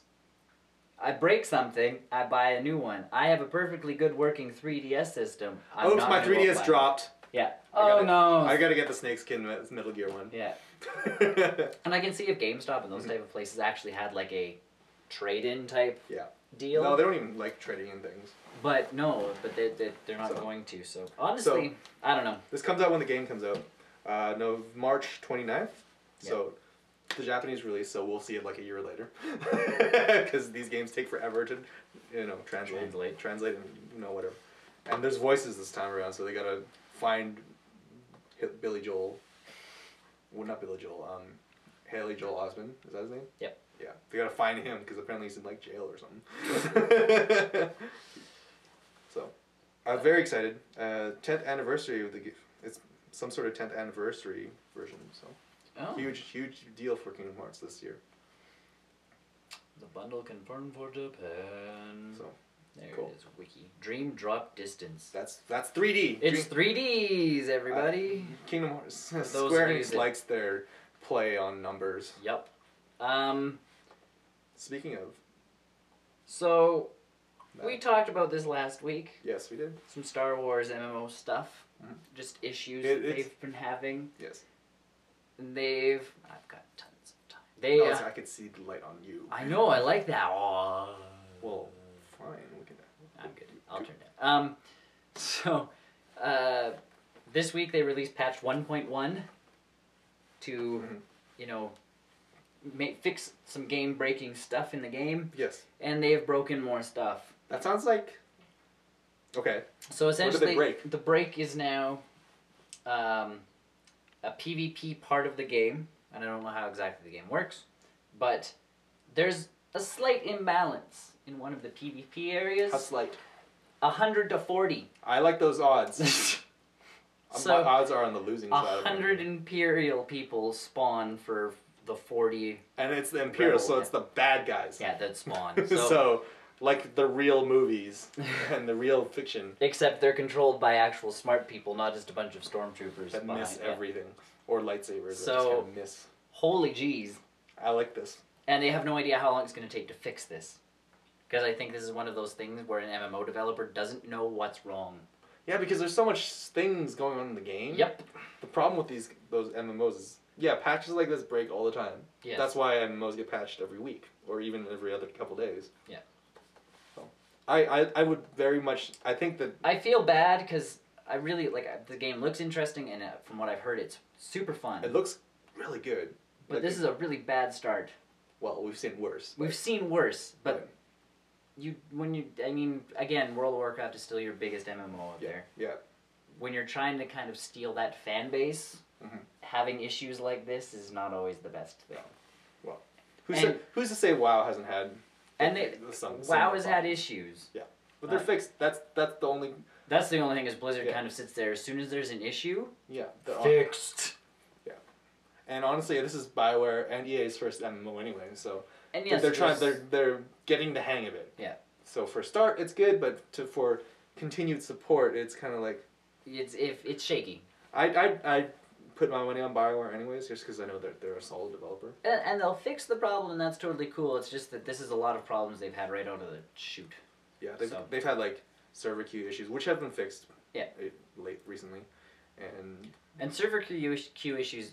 WoW had it too, but that's just DC Online had it, and it always kind of boggles my mind. Just add more servers. Because I think World of Warcraft right off the bat, I understand, being like they weren't sure exactly how many people were going to get the game because pre-orders weren't as big when that game came out. So they had pre-order numbers, and they're going, okay, off the pre-order numbers, we're going to do fairly well. We have this many servers. Well, you would think, and then all of a sudden it blew up. Yeah. And they're like, oops. And then you see the same thing happen with Old Republic. Everyone put money down on it. Everybody wanted it, and yet they still had this problem. And that's my thing. Nowadays, when you've got something coming out, you know how many people are you have Twitter and Facebook. This is what marketing is for. Yeah, you have Twitter and Facebook. This is what PR people should be telling the developers. You have pre-order numbers up the wazoo. So you should at least be going, okay, we have this many pre-order numbers. We should have enough servers to cover that plus double that. A margin of error of however much, right? Yeah, people don't pre-order games or whatever. Because not everybody pre-ordered. Yeah. But you're still going to get people, so... there should be some sort of magical formula that PR companies should, know about this. And that always... For online games, Yeah, that always makes me laugh with these games, that's the issue, all of a sudden it's like, oh my god, there's so many people playing this. We were not expecting this many people to play our game, and you're like, really? Because the internet hasn't been shutting up about it for a year. Ever since it was before it was announced. Yeah. There's slower MMOs that come out that don't have these issues because no one's playing them. Because you don't hear about them. Yeah. Well, Star Wars. Star Wars. BioWare. Multiplayer. MMO. Yeah. You have 5 million subscribers now. Yeah. Never mind, all the people that learn about it later. Yeah. Because there's still slow people out there. Yeah, you'll go up to a person on the street and be like, "There's a Star Wars online MMO." They're like, "What?" But I play World of Warcraft. It's better than patches aside, it's better than World of Warcraft. It will one day be better than World of Warcraft. So you know a game that tried to be better than Warcraft? Star Trek Online. And did it succeed? Well, not really. So what's it doing now, Tony? It's a free-to-play game now. Everyone's going free-to-play. Last week, I think it was, or the week before, EverQuest Online free-to-play. Yeah. Star Wars. Or Star Trek. Star Trek. Sorry. Star Trek. Star Trek. Star Wars Galaxies failed. Star Trek Online is now free-to-play for, people who are interested in the Star Treks, in the trekking. I never really was interested in it. I know my friend was super Star Trekky. Yep. So perhaps he will now play it. I don't see. Now that it's free to play. And my biggest thing with MMOs is you're trying to get people to play it. Well, and a larger base. Yeah. And that's why I think Warcraft did so well because Blizzard actually makes their games. So when you buy their game, you get the Mac version and the PC version, Mhm. all on one fancy disc. And they have been, then, to go back to Old Republic, they have been toying around with that idea for a Mac version. Which they should do.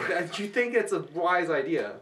Because if Blizzard's been doing it since at least Warcraft 2. I have a Warcraft 2 disc that says for Windows like 95 or 90 whatever. 95, let's go 95. Plus Mac, whatever the Mac system was. And I think World of Warcraft, when it first came out, it was only on PCs. Nope. It was on Macs too?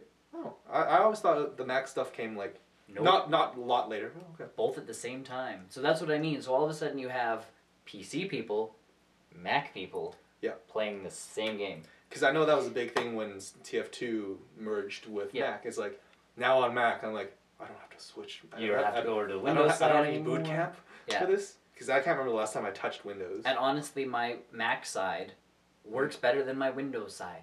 Mm-hmm. Like, just, of course, running off a Mac. You don't have to emulate anything. There's no emulation, so your system's running at full horsepower. Yeah. All that kind of stuff, so you're not worried about anything. So that's what I mean. If Star Trek Online should go Mac as well. Yes. I don't know who the developer is. And unfortunately for them, if going free to play, you don't have that much money to play around with. It's Cryptic Studios. Yeah. So, but the thing is, they didn't have a lot of people to play with.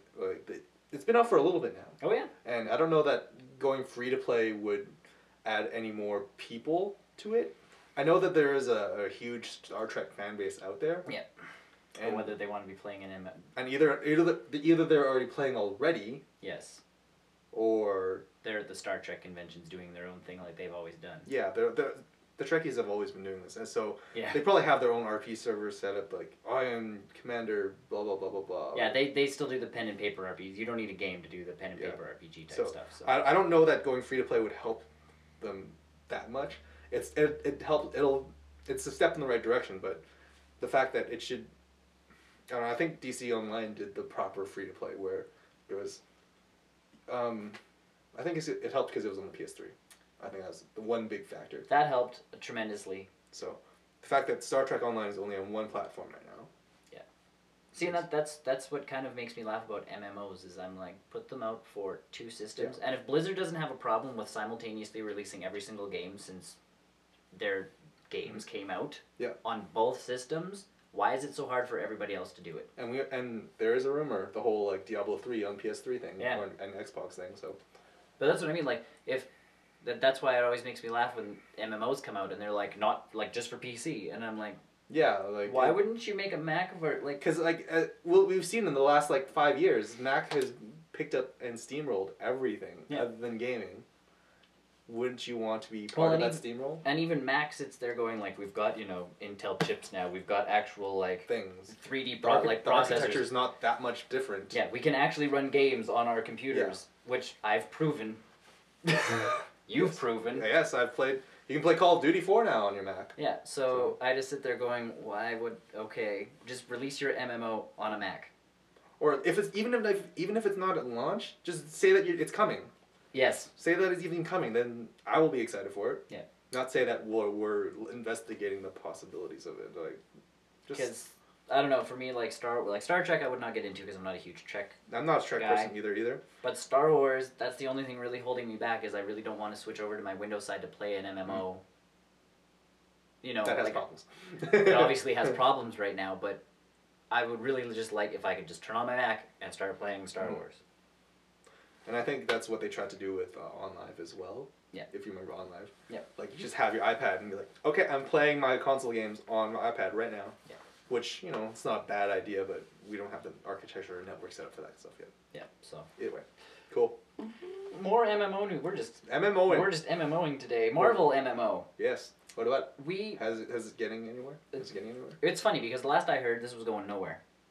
It just now apparently they're using the Unreal 3 engine. Is that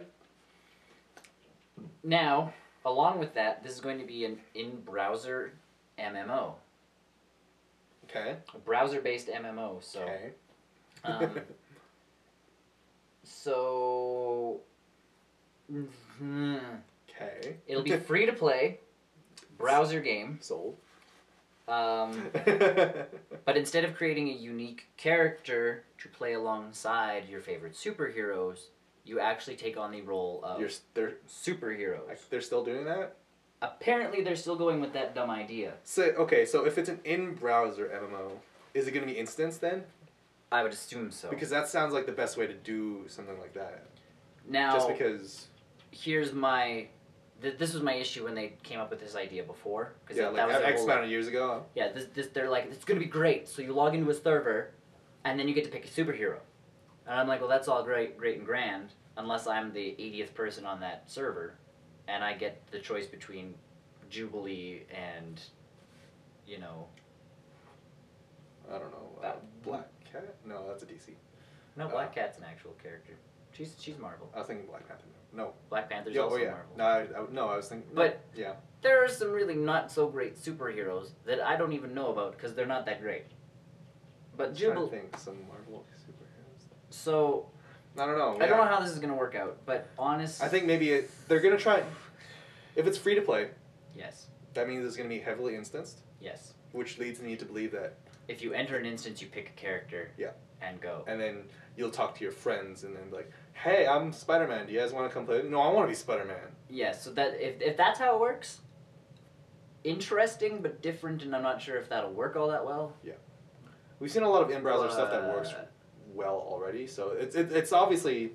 But at the same time, I think... engine running on a browser? But at the same time, I think, like, for me, MMOs are building your character. Like, you know, you have this persistent character over a really long period of time. Mm-hmm. That you keep upgrading and building and doing all that stuff with. Well, if you go into it, like if you're a, let's say you're a Kree soldier or something like that can transform into other people, like that's how they're gonna roll with it, and you go into an instance and you become Spider-Man. Well, you're only Spider-Man for that instance, and then you're no longer Spider-Man again. So you're not like building Spider-Man's powers. Unless they're like you are a level 12 Spider-Man, and then I have a level 12 Cable or level 13 Cyclops or something. Yeah.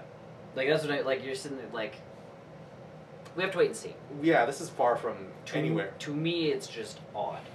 It's... The whole concept is just... It seems very far away. Yes. From seeing the light of day. I'm glad that it's finally picked up steam again. Yes, me too, but... But it's just... It's weird. It's... Yes. Definitely weird, so... Okay. Who's developing it anyways? That's what I'm trying to find out. Because if it's by Cryptic or Turbine. Gazillion Entertainment. Never heard of them. The parent company of Secret Identity Studio. Extra, I haven't heard of them. Is developing the game. I extra haven't heard of them. I super haven't heard of them. So what else do you have, good sir? So... We all remember Soul Calibur from the great arcade and Dreamcast era games. Have you ever played Soul Calibur? I have on the Dreamcast? / anything? Mm-hmm. It's a very good game.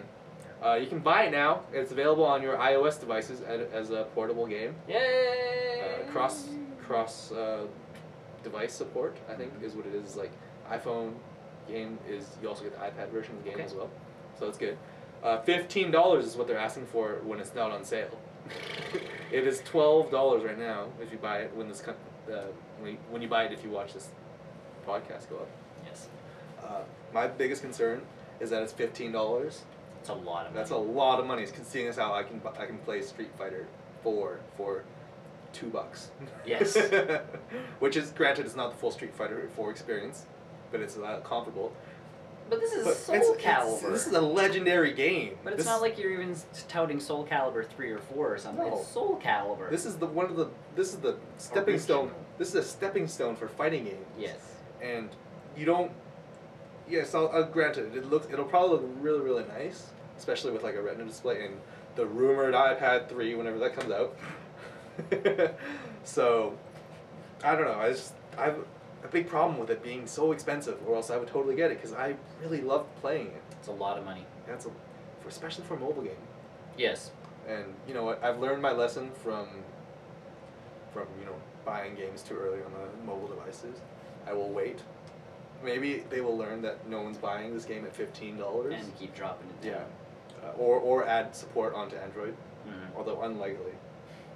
Hopefully, we'll see. You can always hope, right?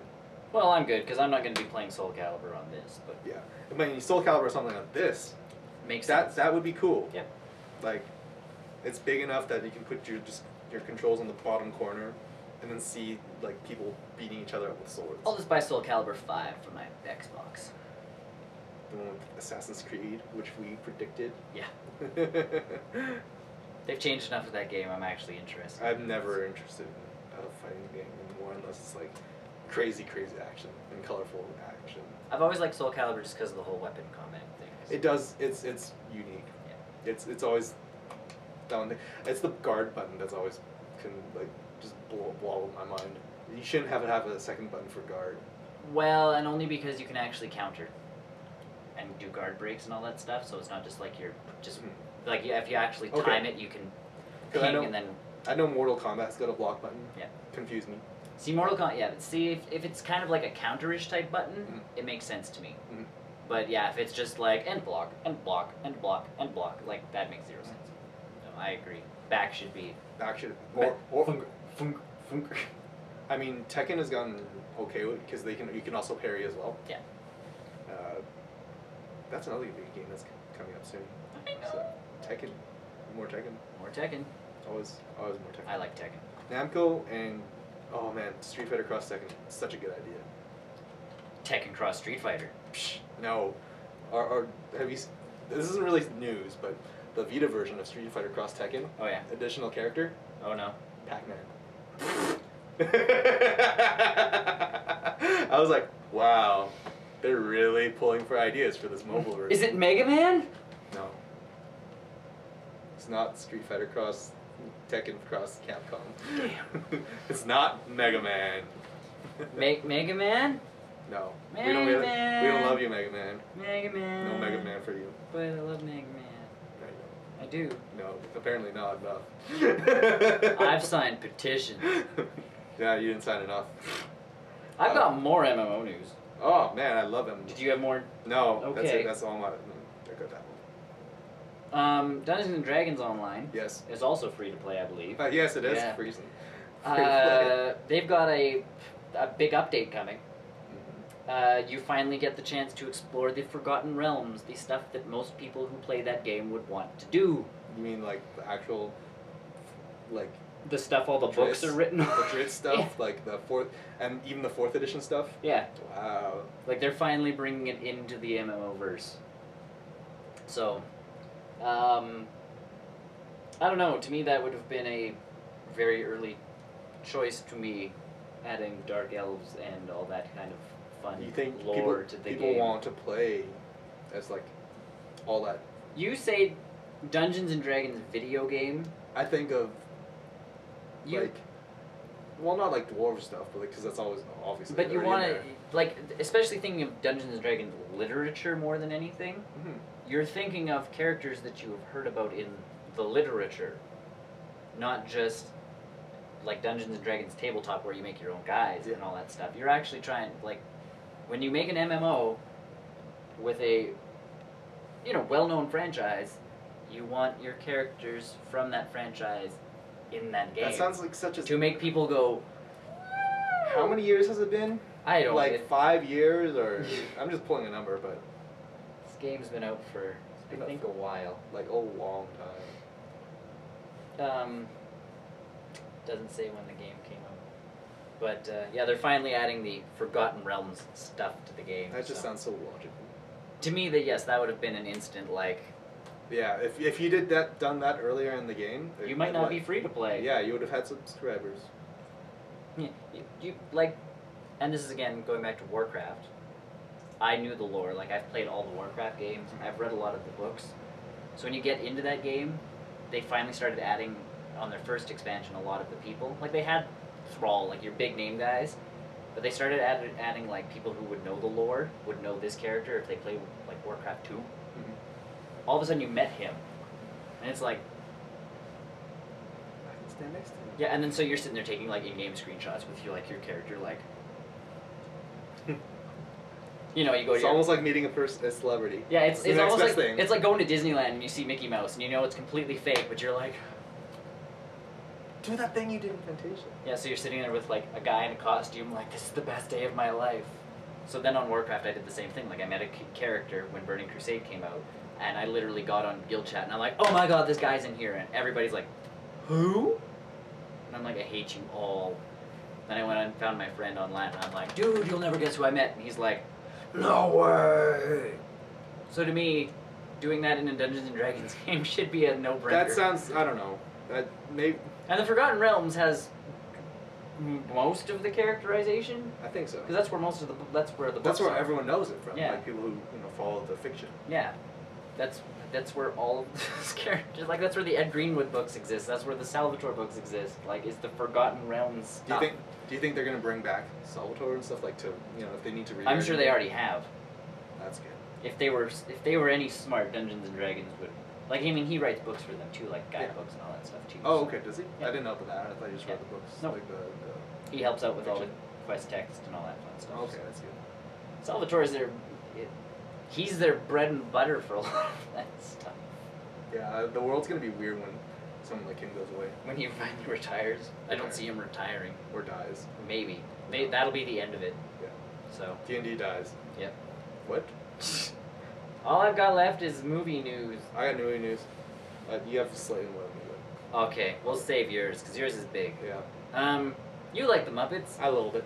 There was a rumor going around on the internet that there was going to be no deleted scenes on the Blu-ray DVD release.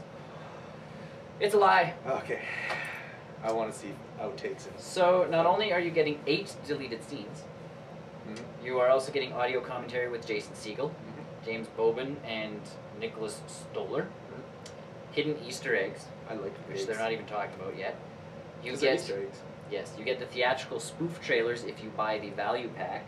Oh, I'm going higher than that. What do I get when I get the higher one? There is no higher one. If you get the value pack, you also get the complete soundtrack. Oh, I was thinking the soundtrack was in a higher version. Nope, it's all. Because that's when I saw that box art, I was like, soundtrack on the side. I was like, done. Whatever this is. It's all in the value pack. Okay. Along with that is the longest blooper reel ever made in Muppet history. We Ooh. think. So, just bloopers, obviously.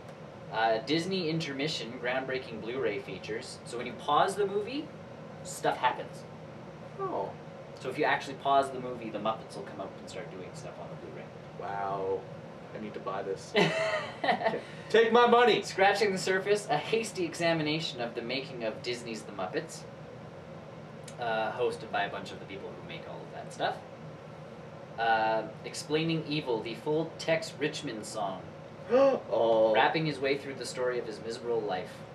Oh, is it longer or something? Yep. That was a great song.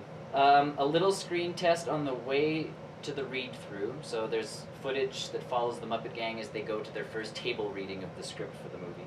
Oh, that's cute. And then your deleted scenes, and then of course the Easter eggs, which if they're adding this much other stuff, there's gotta be some This is a pricey little package though. great Easter eggs going through there. So it's known as the Waka Waka Value Pack. I'm so excited. Waka waka. Waka Waka. $50. $50. 50 bones. That's a lot. Comes out March 20th. I've been keeping my eye on this for a long time. But if you do not have the soundtrack, there's value in there if you get the soundtrack. I don't have the soundtrack. So because I was about to hit the buy button on iTunes, Yeah. and I was like $12.99 or something like that. And then I saw that, and I was like, waiting. Yeah. Because I'm gonna buy this. I'm gonna own this sometime. I have 2 songs from the soundtrack, and that's it. Are you gonna get this? I don't know, 50. Well, That's very steep. That's one of the steepest Blu-rays I've seen in a long time. but it's a Blu-ray DVD digital copy download thing, Yeah. which is usually 30-some bucks, Yeah. plus a soundtrack, plus Plus- stuff, lots of things. plus the spoof trailers, which there was a lot of spoof trailers. In Oh there. yeah, Green with Envy. Yeah. So there was a lot of spoof trailers, so that in itself is its own comedy-based type stuff. So,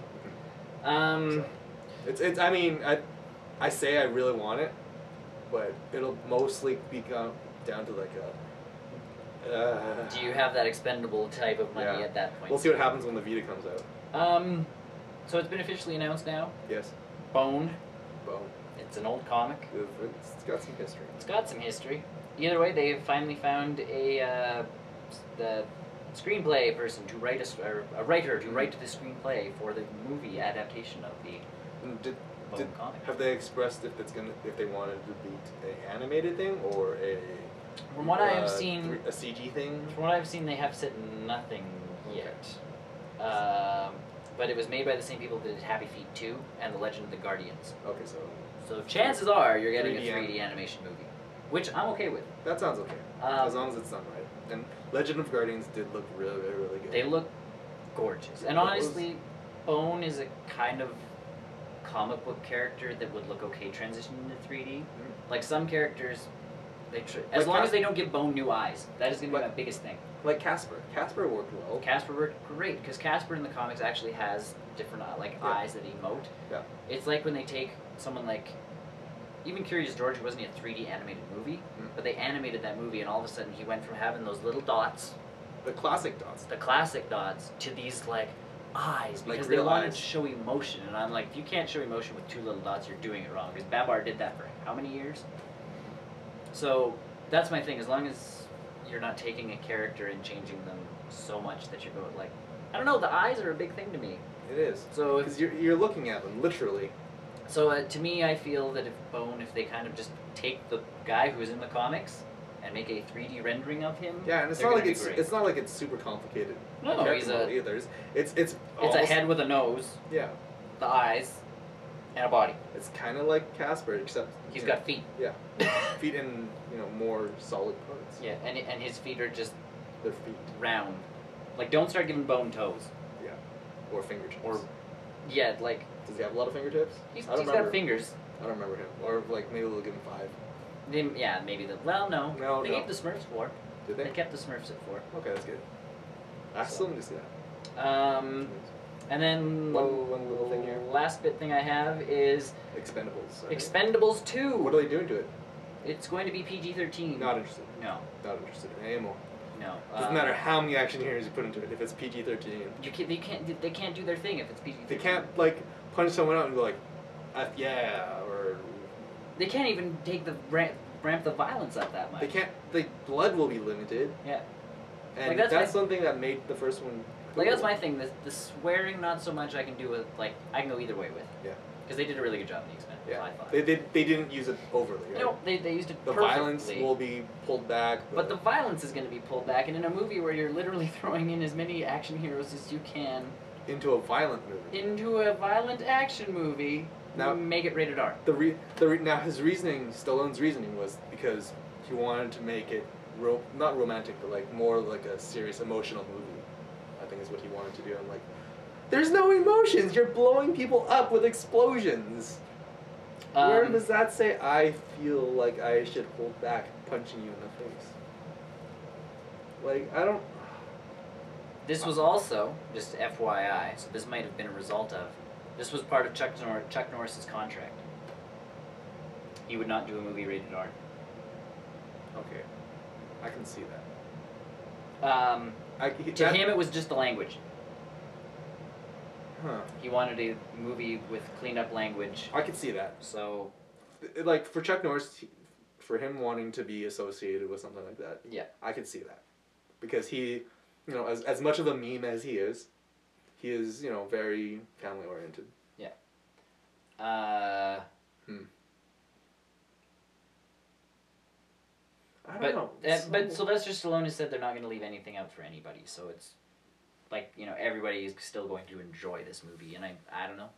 Who knows? I don't. I think the over-the-top, crazy action, blowing people up, kicking the crap out of people, hopefully will still be in there.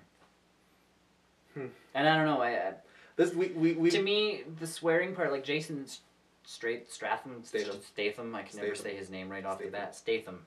His character, if he doesn't drop a few F-bombs, is going to bug me. Yeah, because that's his stereotype. Yeah. That's his cliche when it comes to the movie. If he doesn't at least drop at least one F-bomb. Yeah. That's kind of And especially since we already have pre-existing characters in the Expendables movie. Yeah. It'd be different if this was the first rollout. Yeah. And you made, Statham's character not a hard swearing type of person, but just, whatever. I could maybe, I was going to pose the argument that it was maybe Schwarzenegger, but after his whole little housemaid thing, anything goes with him now. He's like Cheese Whiz. Yep. So, Anything goes with Schwarzenegger.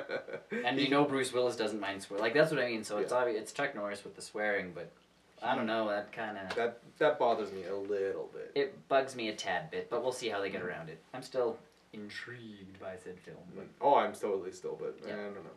Anywho. So the big thing this week happened on Tuesday. Yes. George Lucas decided to announce his retirement from filmmaking. Well, blockbuster filmmaking, maybe.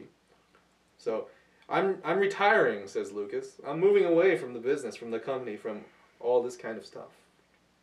What does that mean? What does that mean? I don't know. Does it mean Star Wars in 3 will never happen anymore? Star Wars in 3 will still happen because he doesn't have to direct anything. That's true. Now, what does that mean for the future Indiana Jones projects? Oh, out clauses. I remember that, but like it's, I read that. I wasn't sure what that meant. So if they decide to make one, he can obviously come out of retirement. Oh. Which honestly, I thought they were doing one. There's one written. Oh, did he write it or? I think he wrote it, but I don't think it went over all that well with people because I think the whole thing was making Shia LaBeouf's character way more prominent. No.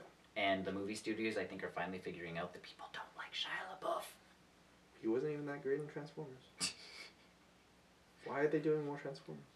Shia LaBeouf, you've ruined Indiana Jones and you've ruined Transformers. Go away. I don't know, to me, retirement to me is always funny. Like, people sit there going, I'm retiring. No. Well, that doesn't mean you're just going to, like, fall off the face of the earth. Yeah, you're like, still George Lucas. Like, if you decide one day you're synonymous for that stuff. But if you decide one day that you really want to make another Star Wars movie, guess what? Just because you've said you're now retired does not mean you can go, yeah. I can't make it. Yeah. Like, do you think he's humble enough to be like, I will let someone else do that? I don't think he will. It's hard. I don't know. Like, if someone maybe wrote, like, a really good Star Wars script and brought it to, like, you'd have to still go through him. I don't know. Like, to me, does he own the property anymore? Or is it? Oh, yeah. Okay, because I wasn't sure if it's, like, the company LucasArts that owns it or him that owns it. It would probably be LucasArts, but I'm assuming he owns LucasArts. But he's not in retirement. He's retiring from making movies. He can't. He can still say yes or no. That's my. That's such a gray line. Retirement always is though, because people sit there and it's like I'm retiring, and then all of a sudden it's like just kidding. Or like no, I can still say no to this. That's like sports people who retire, and then they take a couple years off, and then they come out of retirement. Yeah, it's because I needed a break, so I'm retiring. Yeah, and like then just say you're taking 2 years, like just say you're taking some time off. I think if Lucas said that I'm taking 2 years off from filmmaking, people would. What has he done? Like, Kingdom of the Crystal Skull. Other than that. Nothing. So he's been retired for the last like 9 years before Kingdom of the Crystal Skull. Yeah, but I think people had that idea, that notion, like he could still probably. He could still do something. Yeah, like so, so if he said like I'm taking 2 years off, people will kind of see that as that's another 2 years before we'll see another LucasArts project. Right. So and I mean now retirement just means that he has more time to sit on his butt and think of ideas. So essentially. I mean it might work in our favor. We might get actually the Star Wars television show that he's been wanting to do forever. Or an actually good Indiana Jones movie. Without Shia LaBeouf. And Indiana Jones. You know how... And more George Harrison. Not George Harrison. George... brain fart. Harrison Ford.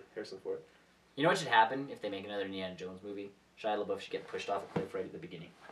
Or his picture gets burned. Because they can't... Like, so, right off the bat, Shia LaBeouf... Into a Transformer. Or he'll be driving a car that looks shockingly like a... Make him drive a bug, just for irony's sake, and then, like, right off a cliff. I really did not like Shia LaBeouf in that movie. He was unnecessary. He was so... He's too teeny for that movie, like, teen-wise. Like, he brought too much teen angst to that movie. I don't like his acting. Like, I know everybody... Like, it's an Indiana Jones movie, so it's supposed to be kind of corny. Mm. But I don't know, with every scene he was in, it just felt that much cornier. Well, I think he's only suited for teen dramas, in my opinion. Like, he's still too young. To me, he's not suited for anything, but... Like, every movie he makes, he does not fit. He's probably okay in, like... What's that, Wall Street movie? I think that's what it was. Making money or something. Yeah. He's probably okay in that. And Disturbia I haven't seen, but that seemed like a movie he could actually be good in. But there was that Eagle Eye movie.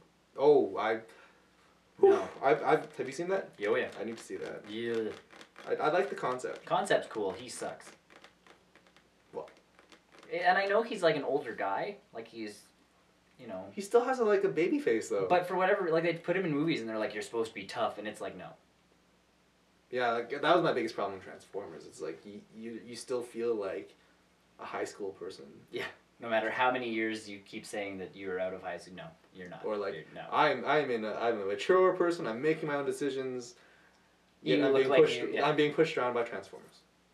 You get pushed around by Transformers.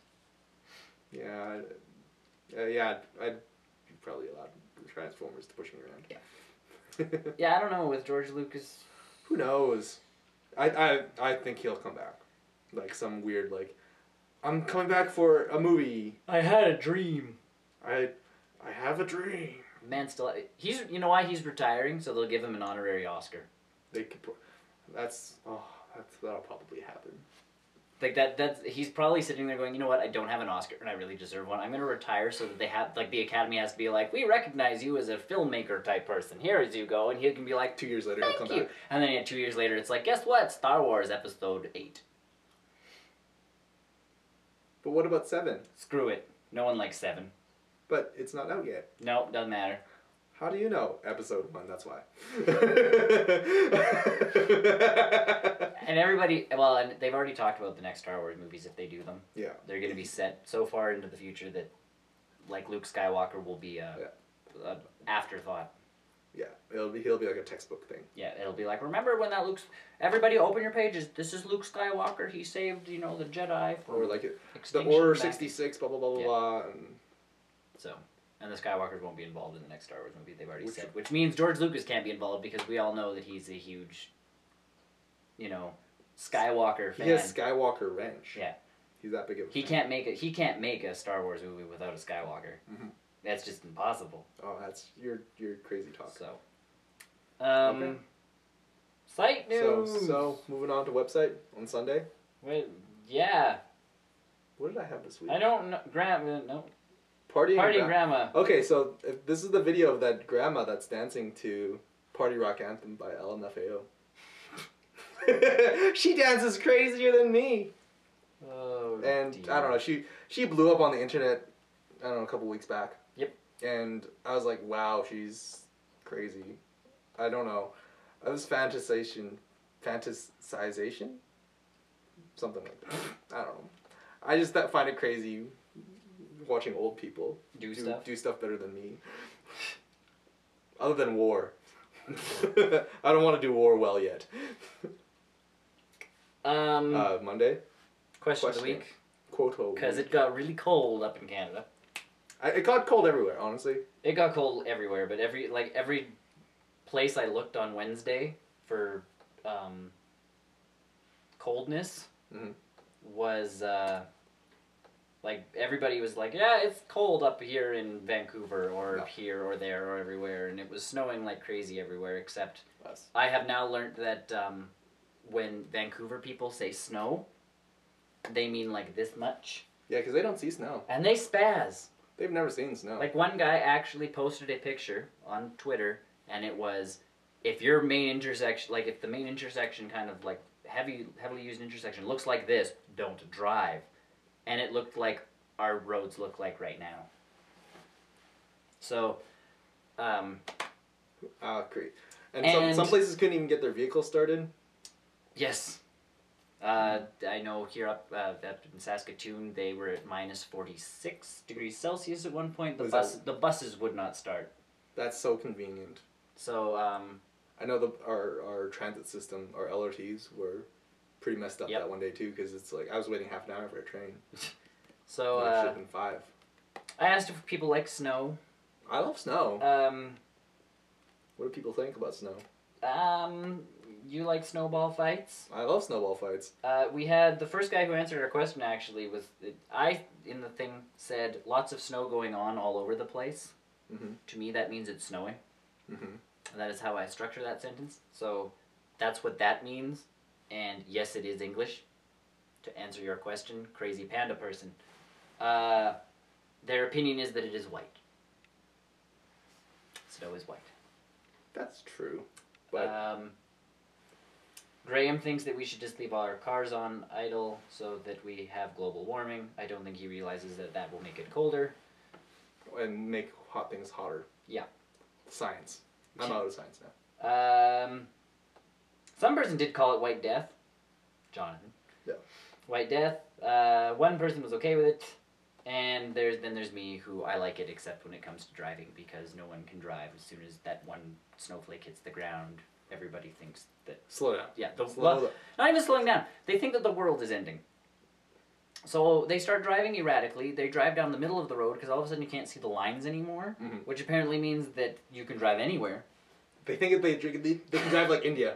Yeah. Because they drive on the other side. All the rules change. There's white stuff on the ground. Rules change. Too bad. Yeah. So sad for all of you people. And then Tuesday?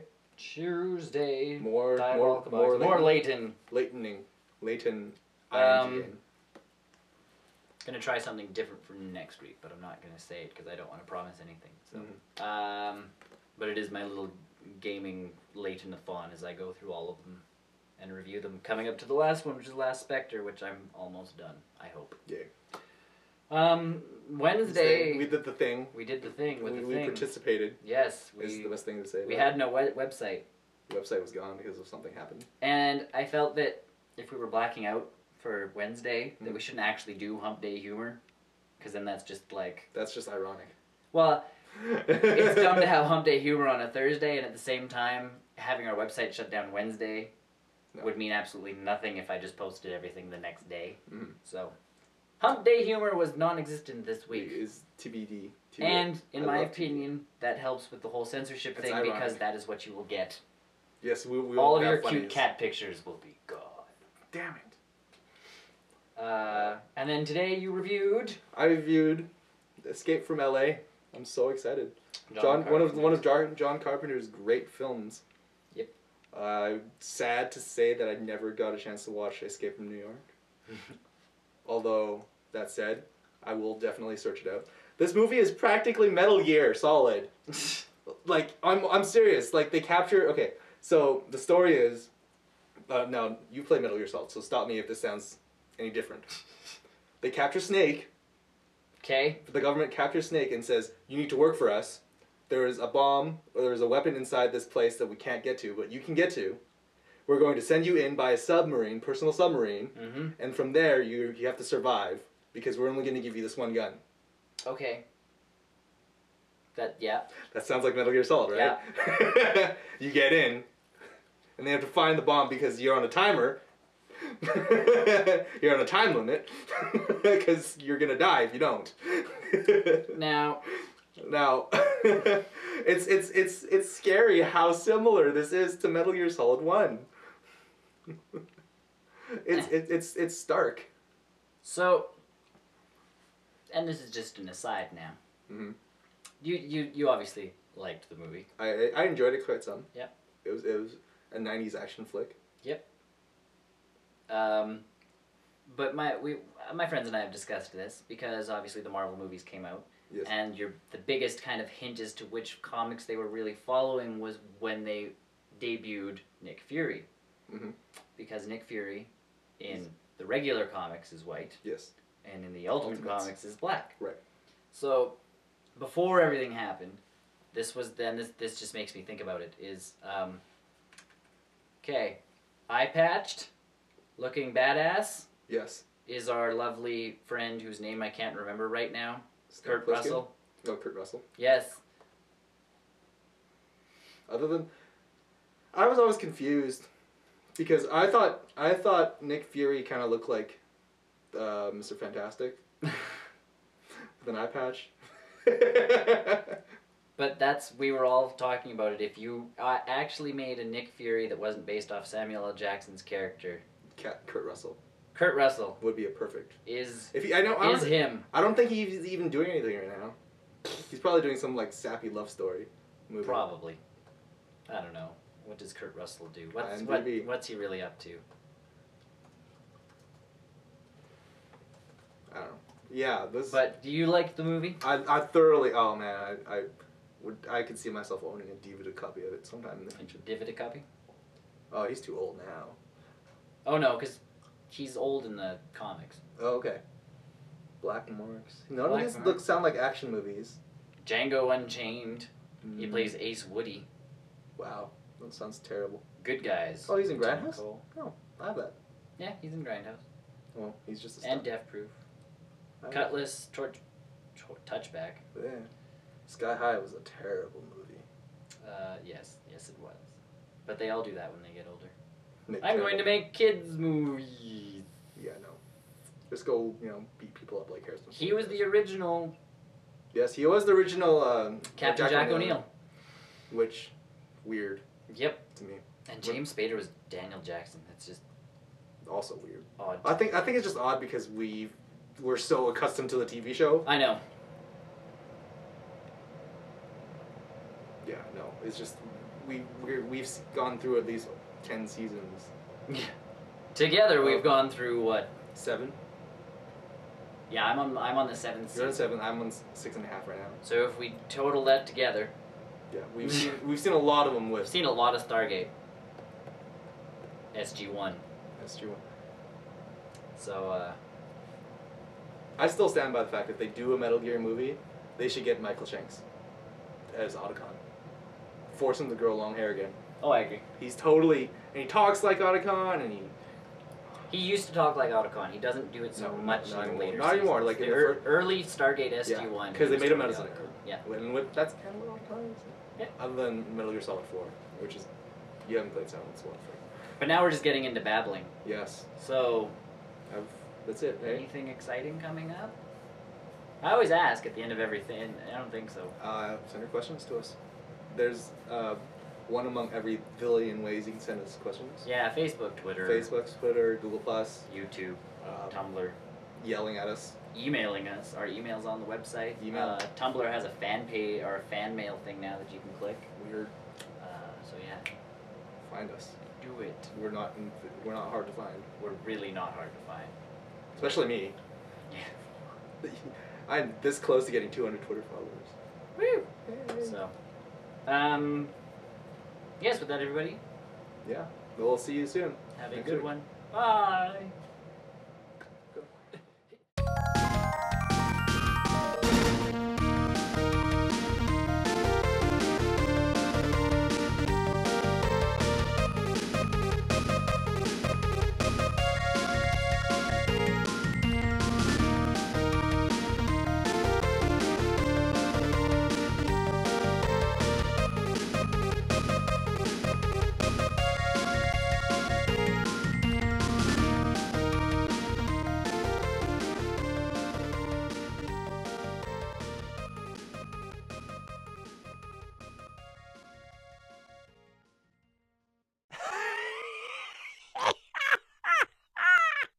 All I have I to do always is wondered. press the button. Ooh, lightheaded.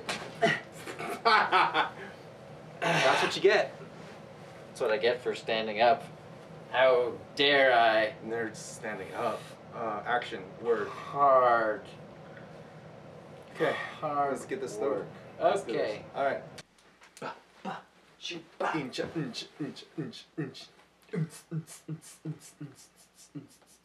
Recording. It's really freaking cold. Not here. I was gonna say right here Outside. it's really warm. Outside it's cold. That's Um. why it's the hat Yes. reflects the chilliness. Go. Can we just stay here and just record it and cut it later?